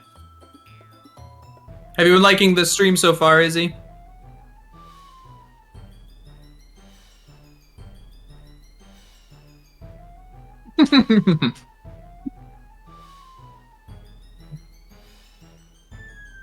I'll show some puppy cam while I have the time, because my dog keeps bothering me. Hello, baby. Hello, baby girl. How are you? You doing good? Yeah. Yeah. Oh, she just got surgery. That's why she got the big thing. She tore her MCL. She's doing her best. She's doing very good. Yeah. Yeah. Oh, there she is. Best girl is looking at my dog. Yeah. Yeah, you're a happy girl. You know, I just feel like I pulled an Aiden and I forgot to hit record, so now I'm going to have to download this entire VOD from Twitch. Oh, doesn't that suck, buddy? That's all right. This will be up by the end of the weekend on YouTube. Anyway. I mean, a lot of people would die for that dog. Her name is Allie. She's a good girl. She's very good. Very good. I just saw her earlier today. She's so good. Big fan. But anyway. Yeah, so I guess now we'll get into Respect. So this is a side story between Monika and Natsuki. So this one, it's about manga is literature. Natsuki comes in and Monika is judging her immediately over the fact that she only joined the club, and she Natsuki hides the fact that she's a poet because she wants to see how Monika will react to manga. And obviously she has those walls up. She has those defense mechanisms. And she reacts, Monika reacts pretty negatively. Like, she judges Natsuki a little too much. But Sayori is kind of there to say, well, let's give her a chance, because she said she's going to go through the club activities anyway. And she seems like she needs the space, which she does, because if we know anything about Natsuki, she doesn't really want to be home too often. She just wants to talk about things and have a safe space to read her manga, which is literature, by the way. I will agree with her. Yes. So. And then the story is kind of like eventually about Monika coming to terms with that, and then communicating their feelings to each other, and then like Monika writing a song about the club and stuff like that and showing it to Natsuki. So how did you feel about this one? This one was the story with the most character development of Monika in the entire thing. Because it is one of the hardest things for human beings to do, which is admitting you're wrong. Yeah. I know way too many people in my life where you have to tear off every single one of their limbs, selectively breed them, and then portrait of Markov them. You have to literally portrait of Markov them in order for them to admit that they're wrong. That's called ego. It is. It's ego. It's pride. It's so many things. Maybe Monika just did some shrooms or something. And didn't say that. It was an ego. Made it pretty easy within a couple panel transitions. Just killed her ego, and she was like, you know what? Maybe manga's not so bad. It can't be that bad. Parfait girls, bruh. Yeah. No, but she was able to realize her shortcomings, do what was right, and become a better person because of it, which is maybe done quite quickly, but also it had to be done, and that's fine. That's totally okay. That's why I mostly really, really liked Respect. Natsuki came in being kind of angsty, but sure. Yeah. Like, anybody kind of has the right to be angsty, especially if you're in her situation. Yeah. But definitely the most not okay thing was someone coming into your literature club and going, manga's not literature. Because manga tells a story, and anything that tells a story is basically literature. Even picture books are literature, right? Yeah. So it's Monika becoming a better person, and that's what that story primarily is. Yeah, I can see both sides though. Even Natsuki admits that she came off too strong and stuff like that. Absolutely. I can see both sides as someone who is in Monika's position a lot of the time, as someone comes into like a mod team or something for whatever, and they all of a sudden they're it feels like they're not being genuine, and then they just want to bring their own. They just want to self-insert into something and ignore everything else about the establishment. Then it can kind of feel like maybe this isn't gonna work very much. Yeah, but it was also Monika not giving it a chance, and just that both of them not communicating very effectively. Yeah, joining the team from the rip and both expecting to get what they want when it's a team effort. That's probably the biggest problem between the two. And with Natsuki, was their whole problem up until self-love is their situation, is their friend group, is what they deal with day to day, and how she's not able to tackle those emotions. Yeah. And obviously that's explained over time. But even then, it's not okay. It's not okay right off the rip. Yeah, she's not showing her true self because all she's known is getting made fun of or literally beat for the things that she likes. Yes. So obviously you're going to create a defense mechanism that's not going to show those things. Or when The they do, wall. you're going to be very hard-ass about them. Yeah. So, You fight for what you love. yeah. Oh, So, there's the which- notification for Izzy subbing. Thank you. Enjoy the new channels in the Discord and enjoy the emotes. I highly appreciate your support, for real. So thank you. I appreciate your support too. He's gonna talk about it a lot. Mwah. He's gonna be like, "Remember Izzy?" I'm gonna go, "Yeah, I remember Izzy, dude." You'll remember Izzy for the rest of your next year. I'm gonna start replacing Sasha with Izzy. Ooh. Izzy! Yeah. But yeah, at the end of it, you start to see like Monika creating her piano song for the club, which is called My Song Your Note, I believe. Which honestly, I really love the fucking name of that song because it goes so in depth into what the whole story is about in general. It's like, yeah, this may be my literature club, but without all the notes that go in the song, well, is it a song? You know what I mean? It might be my song, but it's your note. You make the club what it is. I really like the name of that. It reminds me of Final Fantasy X writing. Oh, does it? See, I still have to play 10. I'm going after I'm done with Sonic 06. I'm starting with Final Fantasy 1 and going through them for the podcast. I'll have you on. Insane. I'll have you back on for 10. And 7. Sure. 7's gonna be a shit show with like 10 people, so feel free to come on. So you get to talk with Midgar. He gets to talk with Kate Sith specifically. Nothing else. So yeah, I really like respect. Honestly, I like trust, understanding, and self-love the most, like I've said, but I like all of them. I like the messages that they give off, and then the characters have respect for each other at the end. Like Natsuki understands Monika's situation, and vice versa. Not fully, but they don't need to understand him fully to understand that they have to respect each other. Yeah. Next is balance. How do you feel? Oh boy. Oh boy. This is the first story that's kind of like reading into Natsuki, right? Because Sayori's doing her absolute best to try and make her feel welcome, to try and make her feel like she has a place here, that what she does is completely valid and just amazing, and like the things that she does specifically is amazing. So it's another learning curve for Sayori. This poor girl literally just can't get a break. It's the same thing she did with Yuri. Yes. Yeah. And that's when she starts saying like, you know, you two are like really alike. You two you have way more commonalities than you realize. Yeah. But the poor girl literally has to like rewrite the book on building a relationship every single time a new person comes in the club.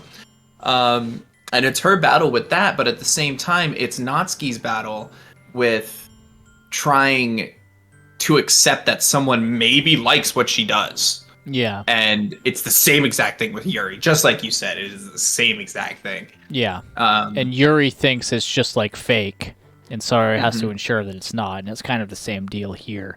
Yeah. I really like the poem that comes out of this side story. My Room, I think it is. Yeah, you're gonna have to remind me. I think I only saw it once, that's why. Okay, I closed the page, but it's pretty much like about how my room is a special place and all my toys are here and everything is all lined up perfectly, and I really like spending time here. But the door is closed and someone is like... Oh, the best place in the world? Yeah, the best place in the world. And, you know, they're talking about trying to open the door and how the door is locked and how Natsuki isn't ready to show people everything that's in there and has to take it slow because she has a bunch of walls up and et cetera, et cetera. That poem shows up, like, at the end when you get the picture of Natsuki and Sayori in the hallway. I think I remember, maybe it was that poem, or it was like, maybe it's time I let someone in. Yeah, something like that. Yeah. Or I will let you in eventually, just give me time, you know? Yeah. And that's what the whole story is about, is balance. Because Sayori is like up Natsuki's ass a lot of the time, and Natsuki's just like, okay, cool it. Hang on. Yeah, like, and then eventually, it reminds me of like very childhood things of like texting first and shit like that. Like, texting a girl or texting some guy and like trying to start conversations all the time, because that was me, and them being like, okay, I'm not gonna, like, trying to signal messages to me like by not answering and stuff like that, and then like having to figure out that balance between letting them come to you to start a conversation of something that, you know, something that they're interested in. That's what this side story kind of feels like to me. Yeah, I wholeheartedly agree. Yeah. You couldn't have said it better, to be honest. Yeah. Because that's basically what it is. Yeah. Also, sorry, my dog is trying to climb up onto my lap, and I'm That's trying okay. to for her. That's quite okay. I feel you hit pretty well on balance. Just how they both adapt to each other at the end of the story is heartwarming. Mm-hmm. They have to make sure that there is a boundary set, because everybody needs boundaries. Even Yuri said they needed boundaries. I think one of my favorite lines that Yuri ever said was, you should probably ask for someone's consent before you hug them. Oh, yeah, before you hug them and shit. Yeah. Yeah. Natsuki never ever says that, but Yeah. it's implied. Yeah. Sayori is so smart. For Yes. as much as like she puts herself down, she, like, this is what I was talking about with different kinds of intelligence and like ADHD and stuff earlier, but she is so fucking smart at adapting to other people and to their needs and actually just understanding and listening, and it's crazy how fast she's just like, in all of her dialogue, she's just like, yeah, I'll do that for you. I understand now, and stuff like that. And a lot of people aren't like that. A lot of people just don't get it. Or they'll That's what just I was saying, man. Yeah, or they'll just Some of close the- themselves out. Some of the most depressed people are like, they're smart. They're really, really smart, and sometimes it's because of that intelligence that they are depressed. That they are depressed, yeah. I went into that a bit earlier, but Yeah. But good bring back on the topic. yes. Reflection. Sure. So this one is between Monika and Yuri. Yes. And I like it. I like the Monika part where, you know, she always tries to, because it's something I can relate to. Again, it's like always try to insert yourself into other people's problems and try your best to like fix them. But sometimes it breaks their boundaries and you get things wrong because your heart is in the right place, but you're just saying things that aren't, you're not going deep into everything. So you're just like putting this surface level explanation out there or solution out there that's not going to work for people, and then the argument that happens between Natsuki and Yuri because of it, Yuri's just like, well, maybe don't insert yourself into other people's problems and this wouldn't happen, and then leaves the club. Right. You know, It's a solid case of, you have the two people who are for sure the most similar in the form of Yuri and Natsuki. But then you also have the exact opposite, where Yuri and Monika are not the same person. right? In the slightest. If not, they are probably the closest to being polar opposites. Yeah, And some people would say that Sayori and Yuri are probably the most polar opposites in the form of like introvert extrovert. yeah, But Monika has her own problems that she's dealing with. It's a lot of stress. yeah, Yuri has her own problems that she's dealing with a lot of just self-depreciation, and other forms of just being an introvert, which sometimes being too much of an introvert is not too good for you. Sometimes you need that extroverted friend to help you out of there, so you don't self-depreciate. yeah, But together, the two of them do make that, like, oh, they are very different. And this story really brings that out, because just like you were saying, Monika goes in and it tries to solve the problem. Yeah. Literally just gun-ho, like, this is what we should do because it'll work. yeah, And then nothing ends up working and everything explodes. While on the other hand, Yuri takes the exact opposite approach, where usually nothing is working at the beginning, and they don't say anything to try and help the situation. That's why it never gets solved. However, they are always thinking of the answer, and they usually have the right answer if they have the time to think about it. But they are never able to actually express that feeling because of the fears that they have inside. Yeah, it's like also like an ego thing for Yuri, where she just doesn't want to admit that she's wrong in a lot of places, and yeah, so she's also scared of being wrong. Yeah, she doesn't want to be wrong. Right. And this is kind of where this is like the side story where you start to see a relationship between Natsuki and Yuri you start to see all the negative aspects of it as well. They kind of come into fruition. They get resolved for the most part in the side story that follows this one, but this is where it starts. All the side stories kind of lead into each other. Yeah. Which all lead into the main game. Right. We wouldn't have it if we didn't have the side stories, I guess, but maybe we would have it if we didn't have the side. We did get it without the side stories. Yeah, so we crazy. did get it without them. We did. We got the main story first. But now it just makes a lot more sense. That's the big one. Right. But definitely, it's also presenting the commonalities, like you were saying, with Natsuki and Yuri, on how Yuri's very obsessive with her things. Yeah. But she was equally as shamed for being obsessive as Natsuki was, but then it dropped off later in their life, in their late adolescence, because they're all conveniently 18 now. Oh, my mind wanders between the four girls. Fuck, that's an actual line that's in the game. Dude, for real. I don't want to... if there was one thing worse in this game than the horror, it was Natsuki's weekend. To me, that was the worst thing. I had a lot of fun playing. Yeah, I bet you did. It was cringy, but it was fun. My dog was loving it. She's just sitting here going, "Hawoo." Oh yeah, Hawoo. yeah. I bet.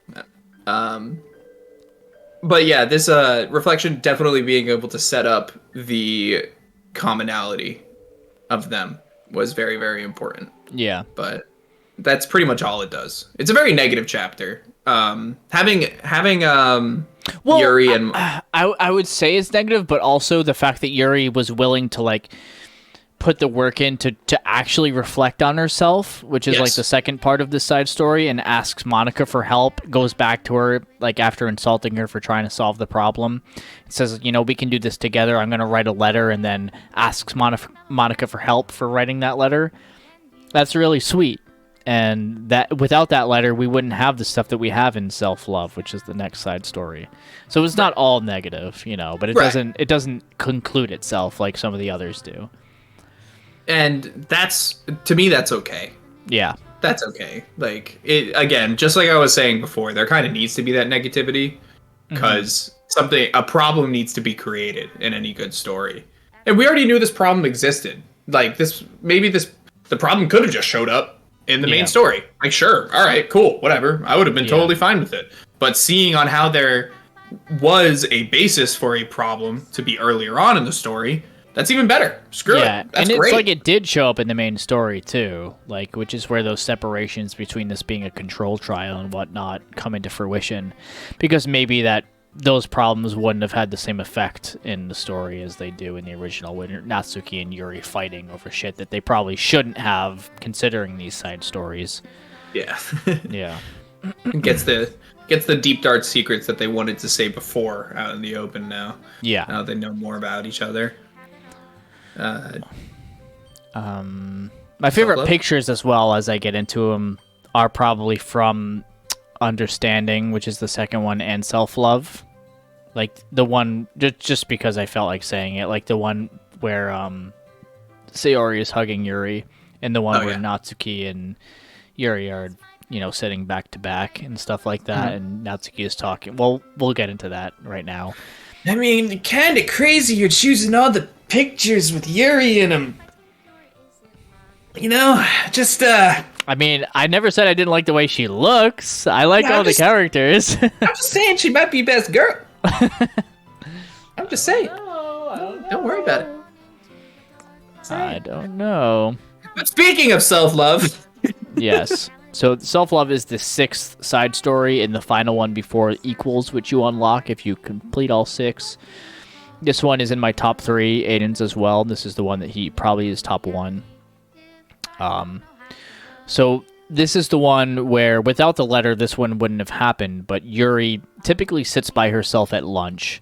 And she sits on the stairs away. It's very quiet, somewhere where she can absorb herself into the fantasy, which we know is something that Yuri likes to do. Natsuki comes up to her because, well, it says later in the story, but she actually gets help from Sayori to find out where Yuri is, in order to find her. But I believe it's in Respect where you see Natsuki getting made fun of and shit, and we know that Monika, like, vents to Yuri about it a little bit, so she kind of knows, which is why this can even happen in the first place. But Natsuki goes up to her, and, you know, she doesn't really know how to communicate her feelings either because of her outer shell and her defense mechanisms, but she's trying, so she's going to talk to Yuri, and she wants to get away from her friends because her friends are making fun of her and stuff like that, over liking manga and joining the literature club and thinking that now she's all grown up because she's joining the literature club, as if that manga isn't literature and stuff like that. She's used to defending it. So, you know, Natsuki sits down next to Yuri, and they have some awkward times, but they also have some good times talking about things, and they work through things, whether it be the fact that Yuri is insulting her friends, and Natsuki has to, you know, defend her friendships, even if they're not very healthy. And then eventually... Points to her, by the way. Yeah. Very loyal friend. Like, that's a sign that even though something was bad, like, there's good character traits within her. Yeah. And then eventually, like, Yuri and Natsuki talk to the point where Natsuki understands it's a good idea if she probably breaks it off with her other friends, because she's not really getting much out of it other than the fact that, other than very, like, trivial things that she can get with everyone, with, like, almost anyone. Like Sayori or whatever, talking about school and whatever else. She doesn't need to be made fun of. She has enough trouble at home. Like, what's the point? So she goes to talk to Yuri about that. And before I blabber on forever, you can give your thoughts about the story and maybe conclude the second half of this. No, you're good. The whole beginning half of the self-love story basically shows that Natsuki has a massive band-aid that she is just ready to rip off in the form of her friends. Yeah. But she's scared because comfort kills. Comfort will kill any human, anywhere, anytime, because you won't change, even if it's for the better, because you're comfortable. And that's where Natsuki is. She's it okay could be with worse. Me. Yeah. I'm going to work this, like, 9-to-5 job for 40 hours a week because it could be worse. Right. When in reality, everyone should always be trying to improve their own lives. Mm-hmm. That was just an example that most people can relate to, but yeah, continue. Yeah. It is, but it's very much correct. It is one of the key factors of humanity nowadays, is because we can fall into something very comfortable. That's where Natsuki is right now. And I mean, to be honest, if you're 18 with a friend group that you've been with since middle school, I wouldn't have left. Even if they were making fun of me, I wouldn't have left. Why? Because I would have played it off like it was something that was normal, right? Yeah. That's how we were all raised. What? I'm 25. You're 26. I did it in high school. I hung out with a lot of people who made fun of me for a lot of shit, and eventually I decided it wasn't worth it. And yeah, I didn't realize it until later. But yeah, it definitely hurt my self-esteem. So. Yeah. And that's, I mean, just to put it in perspective, like, we know what we're talking about when we say comfort kills. Yeah. And we do our best to fight it, and that's what Yuri was basically saying to Natsuki, was like, hey, you need to move on. Like, you have other people that are ready to help you and ready to support you. And Yuri never, other than the first time where Yuri was, like, uncomfortable with Natsuki coming to the stairs, she wasn't ever shooing her away. Right. In fact, yeah. She was always inviting her. She was always like, hey, you want to sit here? Do you want to read a book with me? I'm just going to sit here in silence until you want to talk to me. And that's when Yuri already cemented in reflection that she's a very good listener. Very good listener. She likes to learn more about other people. Yes, because it takes her time to formulate the answers in her head. Yep. And she's able to give a clear and concise answer when she has the time.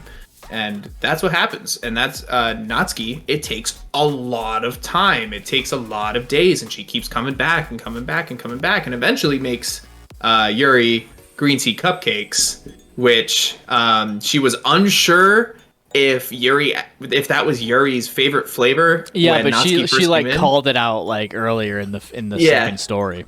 Or She was like, third. Probably green tea, and but she didn't know. But she got everyone else's right. But Yuri ends up like absolutely loving them. And they get to connect even deeper on it. And eventually, Natsuki is able to confide in Yuri. After she does rip off the Band-Aid, Yuri did manage to talk her into detaching herself from that friend group. Yeah. Natsuki did do it in a weird way where, I mean, I guess I don't blame her either, where she basically said, hey, I'm done with this. I don't need this anymore, and blocked them, which, whatever. Yeah. Fine by you. If that's what makes you feel comfortable, She was afraid of the responses. Yeah, the backlash. Yeah. And then confides in Yuri on the stairwell and starts crying. And Yuri, like the good listener she is, still doesn't say anything. Well, she has Waits. a panic attack. And right after that, she has a panic attack. Yeah. And then Yuri's like, oh, here I go. I've been waiting for this. Yeah. And completely guides her through the panic attack. And Yeah. which I realized such a reading, sweet moment. Such a sweet moment. which I also realized is a completely true way to get someone out of a panic attack. That is what you do. You ground them back to the planet. But can you feel my hand? Can you Yeah. remind them of things that are back? Almost like you're done with the meditation session because you're in a completely other space when you're having a panic attack. It's tough.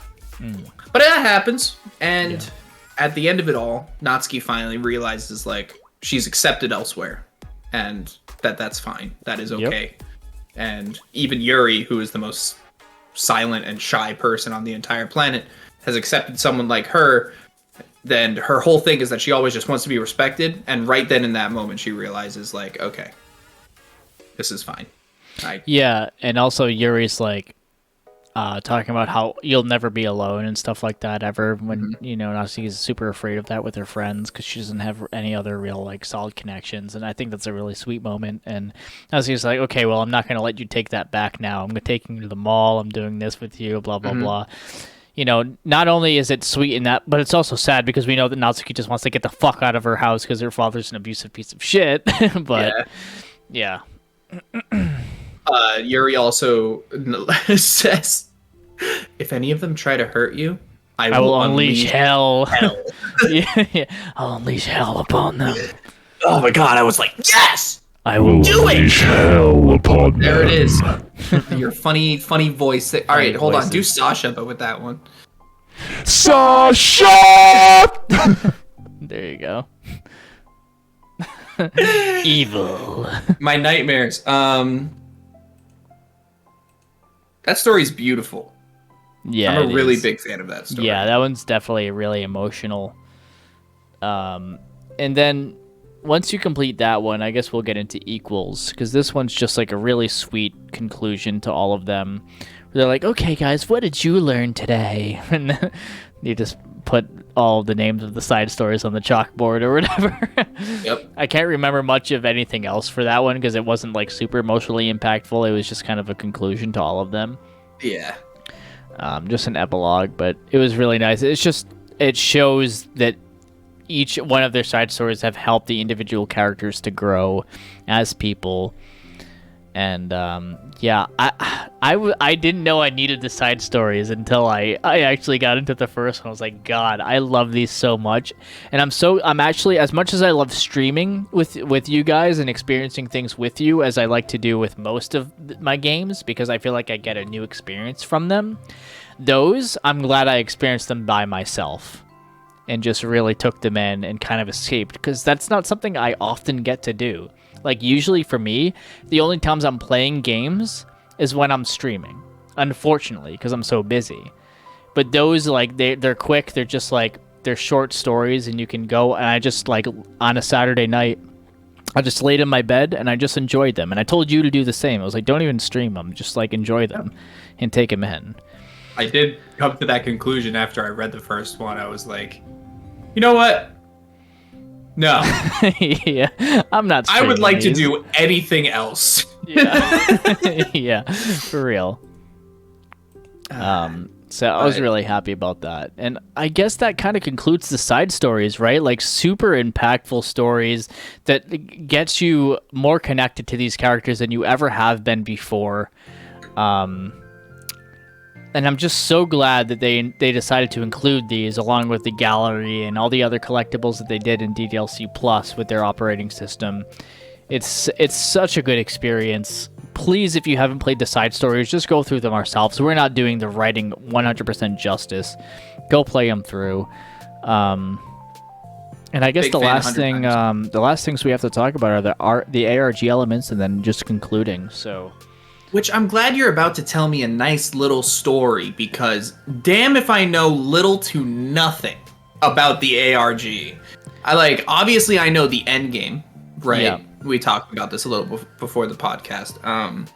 And what Alyssa is, what the program leads and all that are, but question mark? I'm not even super knowledgeable on it. Like, I would recommend everyone to go watch Game Theory's videos, not only on the original ARG elements in the original game, but also the ones in DDLC Plus, because they will explain it much more than I could, because we're just talking about this on a podcast and our feelings about it. But in reality, I'm not going to be able to remember everything about that because I didn't do it myself. So, in the original DDLC, each of the character files, along with these Portrait of Markov, like special poems and stuff that you would get,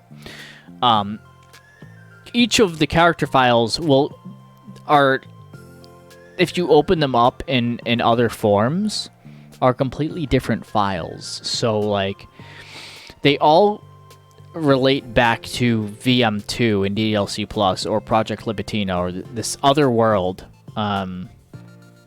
Some of them are in base 64. Some of them are JPEG images, which you convert the character image. You open it in Paint or whatever, and you get this really fucked up image that you then have to reverse and then turn into a cylinder in order to see Alyssa or whatever, which is another character in Project Libitina. I don't know. This part of the story is really hard to talk about and hard to explain because I'm just not like I didn't script it out. So this is a very hard thing to talk about. The only thing I can say is that it's just like really creepy, and that I hope that they expand upon it in a future title, because Project Libitina creeps itself into DDLC with the special poems and the Portrait of Markov and everything that Yuri says, especially in that weird Latin poem that I went over earlier. But also, go ahead before I continue. Oh yeah, it's so even for like base knowledge of something to like talk about, alternate reality game, ARG, simple. Everybody kind of knows what that means. If not, then that's what it is. Yep. The basic premise of what I was able to read up on really, really quick was that it is a facility that people are basically getting tested on, very similar to the Portrait of Markov that is being constantly referenced inside of the story. And then there is more to that, like that's only a small part of it, that is part of an entire laboratory of people trying to make this other complete like AI system, and all of the girls are like trapped somewhere. That is the basic premise of what's happening in the ARG. Yeah. So like each of the character files in the original game, whether it be a JPEG or a base 64 that then converts to a link that you put in your browser, it then shows Project Libitina stuff and excerpts from that about the testing itself. And so basically, all the DDLC girls not only are in VM1, which is the original DDLC timeline, but they're also trapped in VM2, which is the Project Libitina timeline. If you 100% DDLC plus, in the side story menu, you get VM2 under the side story equals. You can boot up VM2 hundreds of times, and you get different lines each time. And sometimes the sentences line up with each other. Sometimes they don't, but they're all excerpts from the girls or other characters in Project Libitina, which we don't have access to yet. The only thing that we know is that we can get a base connection through that VM2. We can't completely connect with it, but we get like a startup, like a computer startup, and then some lines go through, and then we have to take what we can get from that. So the girls aren't originally from VM1. They're originally from VM2, thrown into VM1, which is DDLC, and that's why some of those memories from VM2 remain in them, and that's why they show up in Doki Doki Literature Club. So the ARG elements of this game are basically the Metaverse Enterprises, which is like the company who makes the game outside of... This is hard to explain. It's not the company who makes DDLC, but it's the company that makes DDLC inside of DDLC. So a bit easier to explain it. Sure. It is the fictional company that is creating the simulation that is Doki Doki Literature Club. Yeah. And then Team Salvato created MES, and MES is aware that they are created by Team Salvato. Yeah, and that's the whole reason why they made Doki Doki Literature Club, is because they wanted to understand, they wanted to know what it feels like, or see how characters react to being able to know whether or not their world is simulated or not. That's the whole reason why they make Doki Doki Literature Club, and that's the reason why they give Monika elevated access, but they give her way too much elevated access. So the whole reason why they're doing that is because they're questioning if their world is simulated, which it is. Because Team Salvato made it in our reality. Your reality. Every day I imagine a world where I could just be with you. Which, even going back all the way to what Salvato was saying, is like, he wants to make a game that's impactful, kind of challenges the status quo. It's a game that'll make you feel like, are we in a simulation? Are you blue pill or are you red pill? I'm green! Dabba-dee-dabba! Yeah, but for real. And I honestly think that we can mostly wrap up the ARG stuff there, just because I feel like if I go on any longer, I'm going to be rambling about stuff that, while I know, I cannot properly convey to you because I didn't script it out. And it's just too much to... bleh. You know, it's just word vomit. So if you can take anything from it, it's anyone that puts any time into any form of ARG ever is amazing. It is an insane amount of work. You can only imagine that Team Salvato at the beginning of it, it was like Dan and only like a few people, right? Yeah, like, at the start. Yeah. And with more people, anything's possible, but even I know I said it before, but even think about Five Nights at Freddy's, right? Yeah. As much as I'm not a huge fan of the game personally, when it comes down to like ARG stuff, that was one guy, and he like created websites. He thought about different codes that people would have to use to cipher. Yep. And then even bringing that over into a game of this caliber and told in a very much different setting where, you know, it's not exactly a pure horror game, but it's a story game. But having that at all is an incredible feat in order to tell a story or maybe even hint at a new story that's coming out, because that's what the next game by Team Salvato is most likely going to be. Probably, hopefully, please. Yeah, please, God. Like, I would like to see a real conclusion where these characters can be happy. Possibly, if we save them in Project Libitina, VM2. God, Dan, please give it to us. exploring, hopefully, exploring their memories into what their lives actually were. Yeah. Maybe Project Libertina was an escape. Maybe some of them were kidnapped. Yeah. We could speculate for hours, but yeah. Great. So one last thing, I guess, before we conclude, do we have any special thoughts on the music of this game? Do you have any favorite tracks that you know off the top of your head that you really like? I have no favorite tracks off the top of my head. Okay. But the game wouldn't have been the same without its music. And yeah, you are going to talk this into the ground. I know you are, Mr. Music Man. Yeah. But, oh my God, I wouldn't have felt anything as deep as I did without the production of its music and the simple... There's a clip on me in my Twitch stream where I noticed that a single note, just a single note was just one too high of the original song, and I was freaking out. I was like, I'm good. Getting it back I'm to done. when you're in the club and the yeah, I know exactly what you're talking about. Get me out of here. I'm good. Yeah. And that simple change was enough to make me really think about what I was doing, and I was like, yeah, this is great. Yep.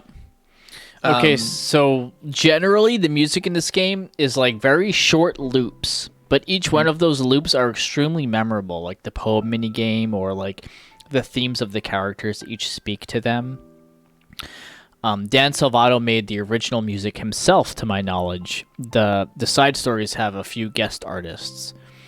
Some of the side story music is my favorite, but I'll get into it a little bit later. So one thing I will say, because I am a musician, is I'm going to go into a little bit of detail in between some of these songs here. So the reason why I like them so much is because of the fact, one thing I will point out to you is Monika's, whenever Monika is on screen, it's just piano.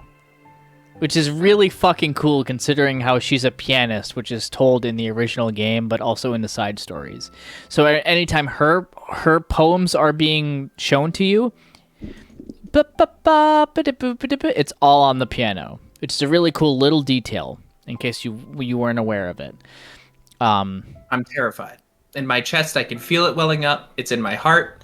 I'm going to have a heart attack. I'm scared.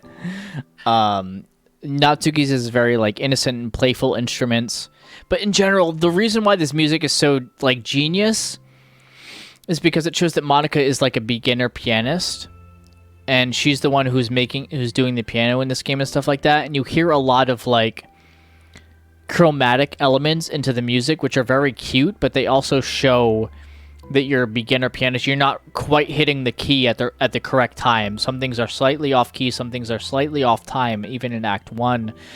That while it brings a cutesy feel to the game in general, tells a bigger story once you figure out Monika's the one who's writing some of the music for the game, because she's just fucking up hitting the fucking keys. It's cute because things are slightly off time, and you have those chromatic elements, which I've tried to bring in even into my own music after studying this stuff. It's just really smart, and as a musician, it's just oh, okay, I get it.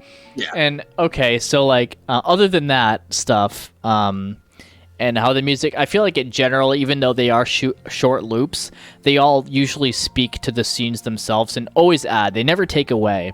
When there's an absence of music, you feel that really hard. At the end of Act 1, for example. Or many of times of Act 2, where you're just sitting there oh my god, what is happening next? Why did the music stop? Yeah. Please put the music back. Yeah, because it's just you get comfortable in it. But other than that, I know Dan Salvato said he wasn't very experienced in music making, and considering that, he did a very good job with those short loops and making them like tell a story. So he hired a shout out to the artists in this game in general as well, like the people who made the character the character sprites and the backgrounds. They're all very good, especially the side stories. They're beautiful. But yeah, the other thing with the music in this game is the side stories. My favorite one, which I'll play right now, I think I played a little bit earlier, is called Piece by Piece, which is usually like Piece by Piece and Hug Energy are the two like really sad songs that play in the side stories. They are so good. I love them to death. They are so fucking good. Other than that, I really like Your Reality, which is the song that Monika sings at the end of the game, which I'm probably going to do like a pop punk cover of because it's so easy, and, you know, I'll just sing it. I also like the Poem Panic song. But all the music in this game is good, and it just wouldn't be the same without it.